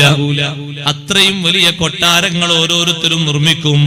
അതേ ഹബീബ് സല്ലല്ലാഹു അലൈഹി വസല്ലം തങ്ങൾ പറഞ്ഞു, അങ്ങനെ ഹത്താ തുനജ്ജിദു ബുയൂതകും കമാ തുനജ്ജദുൽ കഅബ, കഅബക്ക് സൗന്ദര്യം കൂട്ടുന്നത് പോലെ, കഅബക്ക് ഭംഗി കൂട്ടുന്നത് പോലെ നിങ്ങളെ വീടുകൾക്കും നിങ്ങൾ ഭംഗി കൂട്ടും. എന്നിട്ട് സ്വഹാബത്തിനോട് പറഞ്ഞു, ഫഅൻതുമുൽ യൗമ ഖൈറും മിൻ യൗമഇദിൻ, ആ ദിവസത്തിൽ അവർക്ക് സംഭവിക്കുന്നതിനേക്കാളും നിങ്ങളാണ് ഏറ്റവും ഖൈറ്. സുബ്ഹാനല്ലാഹ്, ഹബീബ് സല്ലല്ലാഹു അലൈഹി വസല്ലം തങ്ങൾ പറഞ്ഞ ഈ വിഷയം യാഥാർത്ഥ്യമായിട്ട് എല്ലാ ദിവസവും ബോധ്യപ്പെടുകയാണ്. വീട് നിർമ്മിക്കുന്ന എല്ലാവരും അവരവരെ കുടുംബത്തിന് പാകത്തിലുള്ളത്, അവിടെ ഒരു മോഡൽ ഉണ്ട്, ആ മോഡൽ തന്നെ എനിക്ക് നിർമ്മിക്കണം എന്ന് ചിന്തിക്കരുത്. നമുക്ക് നമ്മുടെ കുടുംബത്തിന് പാകത്തൊരു വീട്, അത്രയേ ഉള്ളൂ. അതിന് സൗകര്യത്വം, അതിനേക്കാളും വലുപ്പുണ്ടാകും പള്ളി. കാരണം പള്ളി ഒരു സാധാരണ രൂപത്തിലുള്ളതല്ലോ. പള്ളിയിൽ അത്രയും തോന ആളുകൾ ഒരേ സമയത്ത് സംഘടിക്കേണ്ടതാണ്. അതിന് കെട്ടുറപ്പും ഭംഗിയും സൗന്ദര്യമൊക്കെ വീടിനേക്കാളും അധികം വേണം. അത് സാധാരണ രൂപത്തിൽ തന്നെ ഉള്ളതാണ് വേണം എന്നുള്ള നിർദ്ദേശം. വീടുകളൊക്കെ പാകത്തിന് അമിതമായിട്ടുള്ള ഒരു സംഗതി. ചില വീടുകളിലൊക്കെ കാണാം, വീടിന്റെ 4 ഭാഗത്തും എന്താ അതിന് പറയാ, 4 ഭാഗത്തും കാറ്റ് കൊള്ളാനിരിക്കുന്ന സ്ഥലം. പാകത്തിന് ഏതെങ്കിലും ഒരു ഭാഗത്ത് ഒരു സ്ത്രീകൾക്കൊക്കെ ഇപ്പോൾ വീടിന്റെ അടുക്കള ഭാഗത്ത് മേൽഭാഗത്ത് അവിടെ ഇരുന്നിട്ട് ഒന്ന് കാറ്റുകൊണ്ട് സംസാരിക്കാനൊരു സ്ഥലം, ഒരു മറയാണ്. എല്ലാവരും റോട്ടിക്കൊന്നും കാണൂല. മുന്നിൽ വരാന്തിയും കാര്യങ്ങളൊക്കെ ഉണ്ടല്ലോ, അവിടെ ഒന്ന് ഇരിക്കാനും വന്ന ആൾക്കാർക്ക് കാറ്റുള്ളാനൊക്കെ ഒരു സൗകര്യം ഉണ്ടല്ലോ. ഇത് 4 മേഖല, ഒന്ന് ഇവിടെ, ഒന്ന് അവിടെയും, ഒന്ന് അപ്പുറത്തും, ഒന്നിപ്പുറത്തും. ഏറെയാണോ എന്ന് ചോദിച്ചാൽ ഏറെ. കപ്പലിലൊക്കെ ഉണ്ടാകല്ല അങ്ങനെ പൊതുവെ പുറത്തിരുന്ന് കാറ്റുകൊണ്ട് സംസാരിക്കാൻ പറ്റുന്ന സ്ഥലം. അതും 4 മൂലക്കലും ഇല്ല, 2 ഭാഗത്തേ ഉള്ളൂ. 4 ഭാഗത്ത്. അതിനേക്കാളും പച്ചയായി നമ്മൾ കാണും യകൂന ഖൗമുൻ ഫി ആഖിരി സമാൻ.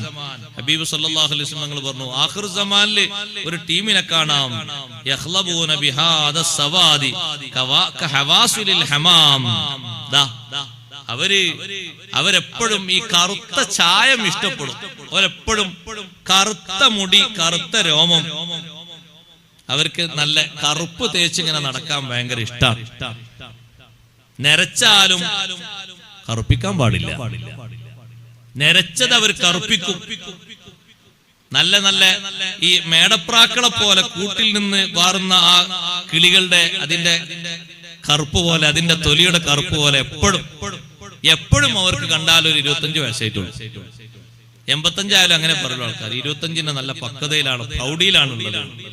ആ നല്ല കറുപ്പോട് കൂടെ അവരിങ്ങനെ നടക്കും. അതുകൊണ്ട് തന്നെ കുടുംബക്കാർക്കൊക്കെ ഭയങ്കര ഇഷ്ടം, ഭയങ്കര രസമാണ് അവർ, അല്ലേ? മുടി, കറുത്ത മുടി ഉണ്ടെങ്കിൽ ആ മുടിക്ക് എണ്ണ തേക്കലും മറ്റൊക്കെ സുന്നത്താണ്. പക്ഷെ കറുപ്പിക്കാൻ പാടില്ല. വാരണം, തലയും താടിയൊക്കെ വാരണം, അത് സുന്നത്താണ്. 5 വക്ത് നിസ്കാരത്തിന് പോകുമ്പോഴും താടിയും തലമുടിയും ചീകുന്ന ആളായിരുന്നു ഹബീബ് സല്ലല്ലാഹു അലൈഹി വസല്ലം. നല്ലവണ്ണം തലപ്പാവ് ധരിച്ച് തലയെക്കെട്ട് കെട്ടി ജമാഅത്തിന് പോകും. താടിയും മുടിയും വാരണം, സുന്നത്താണ്. പക്ഷെ വെളുത്തത് കറുപ്പിക്കരുത്. ലാ യജിദൂന റായിഹത്തൽ ജന്ന എന്നുള്ള ഹദീസിന്റെ അവസാനം, സ്വർഗത്തിന്റെ പരിമളം അവർ ആസ്വദിക്കുകയില്ല എന്ന് ഹബീബ് റസൂലുള്ളാഹി സ്വല്ലല്ലാഹു അലൈഹി വസല്ലം. കറുപ്പിക്കരുത്, അത് വൻകുറ്റമാണ്, ചെറുദോഷമല്ല. കറുപ്പിക്കുന്ന ആളുകൾ അധികരിച്ചു വരികയാണ്. വെളുത്ത മുടി കണ്ടപ്പോഴും തങ്ങൾ പറഞ്ഞു, ഈ വെളുപ്പൊന്ന് മാറ്റണം എന്ന് പറഞ്ഞ ഉടനെ തന്നെ തങ്ങൾ പറഞ്ഞു, വജിത്തനിബു സവാദ്, കറുപ്പ് സ്വീകരിക്കരുത്. കറുപ്പടിക്കാതെ വെളുപ്പ് മാറ്റണം എന്ന് പറഞ്ഞാൽ മൈലാഞ്ചി ഇട്ടിട്ട്. ഷാഫി ഇമാം റളിയല്ലാഹു അൻഹു മൈലാഞ്ചി തേച്ചിരുന്നു താടിക്ക്. അബ്ദുല്ലാഹി ഇബ്നു ഉമർ റളിയല്ലാഹു അൻഹുമാ താടിക്ക് മൈലാഞ്ചി തേച്ചിരുന്നു. മൈലാഞ്ചി ചായം പറ്റും, കറുപ്പടിക്കരുത്. പുരുഷന്മാരും സ്വീകരിക്കുന്നു, സ്ത്രീകളും സ്വീകരിക്കുന്നു. എത്ര യാഥാർത്ഥ്യമായിട്ടാണ് അത് കാണുന്നത്. ചിലരോടൊക്കെ നമ്മൾ എന്തെങ്കിലും വിഷയങ്ങൾ പറഞ്ഞാൽ അവര് പറയും അതത്ര ഒരു പ്രശ്നമല്ല എന്നാ തോന്നുന്നത്. എന്തേ? അത് അത്രയും ആളുകൾ അത് സ്വീകരിക്കുന്ന ഒരു മാർഗമായി വന്നിട്ടുണ്ടല്ലോ. സ്വീകരിക്കുന്ന എല്ലാരും അങ്ങനെ സ്വീകരിച്ച മാർഗമായതുകൊണ്ട് ഒരു വലിയ വിഷയം ഉണ്ടാകൂല അതില്. അങ്ങനെ സൂചന ചില ആൾക്കാർ. എല്ലാവരും അങ്ങനെ ഒരു തെറ്റ് സ്വീകരിച്ചു എന്നുള്ളതുകൊണ്ട് തെറ്റ് ഹലാലാകുമോ? ഇല്ല. കറുപ്പടിക്കാൻ പാടില്ല. അഥവാ അത്തേക്കുന്ന കറുപ്പ് വെള്ളം ചേരാത്തതാണെങ്കിൽ അത് ഒന്നുകൂടി അപകടം നിറഞ്ഞതാണ്. ജനാബത്ത് ഉയരൂല, കുളിയും ഉളൂവും ഒന്നും ശരിയായി കിട്ടൂല. അപ്പൊ അതിനേക്കാളും വലിയ വിഷയമാണ്, വലിയ സംഗതിയായി മാറും. അല്ലാഹു തആല നമ്മളെ കാത്തുരക്ഷിക്കട്ടെ. എന്തെല്ലാം വിഷയങ്ങളാ നോക്ക് നിങ്ങൾ. ഹബീബ് സല്ലല്ലാഹു അലൈഹി വസല്ലം നിങ്ങൾ പറഞ്ഞത് പച്ചയായിട്ട് നമ്മൾ അനുഭവിക്കല്ലേ. ബൈനയദൈ സഅ, ഖിയാമത്ത് നാളിന്റെ മുന്നോടിയായി കാണാം തസ്ലീമത്തുൽ ഖാസ്സ. തസ്ലീമത്തുൽ ഖാസ്സ, പ്രത്യേകം ചില ആളുകൾക്ക് മാത്രം സലാം പറയും. അതുപോലെ തന്നെ ഫശു തിജാറ, കച്ചവടം വ്യാപിക്കും. വ്യാപിച്ചിട്ട് ഹത്താ തുഈനൽ മർഅതു സൗജഹാ ഫി തിജാറ, ഭാര്യ ഭർത്താവിനെ കച്ചവടത്തിൽ സഹായിക്കാൻ പോകും. രണ്ടാളും കച്ചവടം ചെയ്യുന്നു. കച്ചവടത്തില് പെണ്ണു പോകേണ്ടതുണ്ടോ? ഇല്ല. ആണിനാണ് അതിന്റെ ചുമതല, ആണാണത് നിർവഹിക്കേണ്ടത്. അപ്പൊ പിന്നെ നാളെ പിറ്റേന്ന് ചോദ്യം വരും, ഉസ്താദേ ഖദീജ ബീവി റളിയല്ലാഹു അൻഹ കച്ചവടം ചെയ്തില്ലേന്ന്.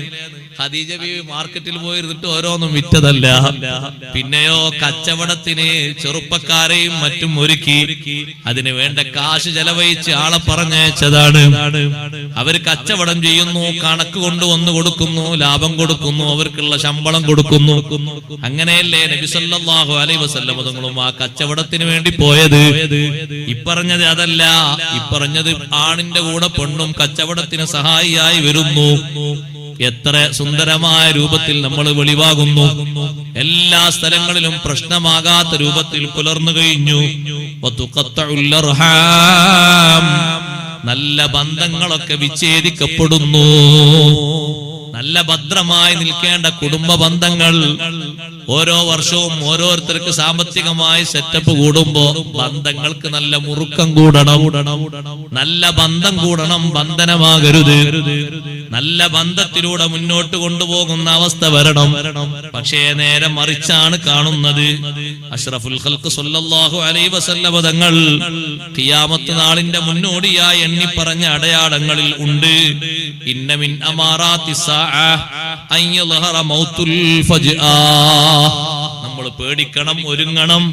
ഒരു വിഷയം കൂടി പറഞ്ഞ് ഞാൻ അവസാനിപ്പിക്കട്ടെ. ഖിയാമത്ത് നാളിന്റെ അടയാളങ്ങളിൽ പെട്ടതാണ് മൗത്തുൽ ഫജ്ആ. അത് പരസ്യമായി വരിക. പെട്ടെന്നുള്ള മരണമതാ പരസ്യമാകുന്നു, വ്യാപിക്കുന്നു. എത്ര ആളുകളാണ് പെട്ടെന്ന് മരിക്കുന്നത്? കാരണം ചോദിക്കുമ്പോ കാരണം പറയാനില്ല.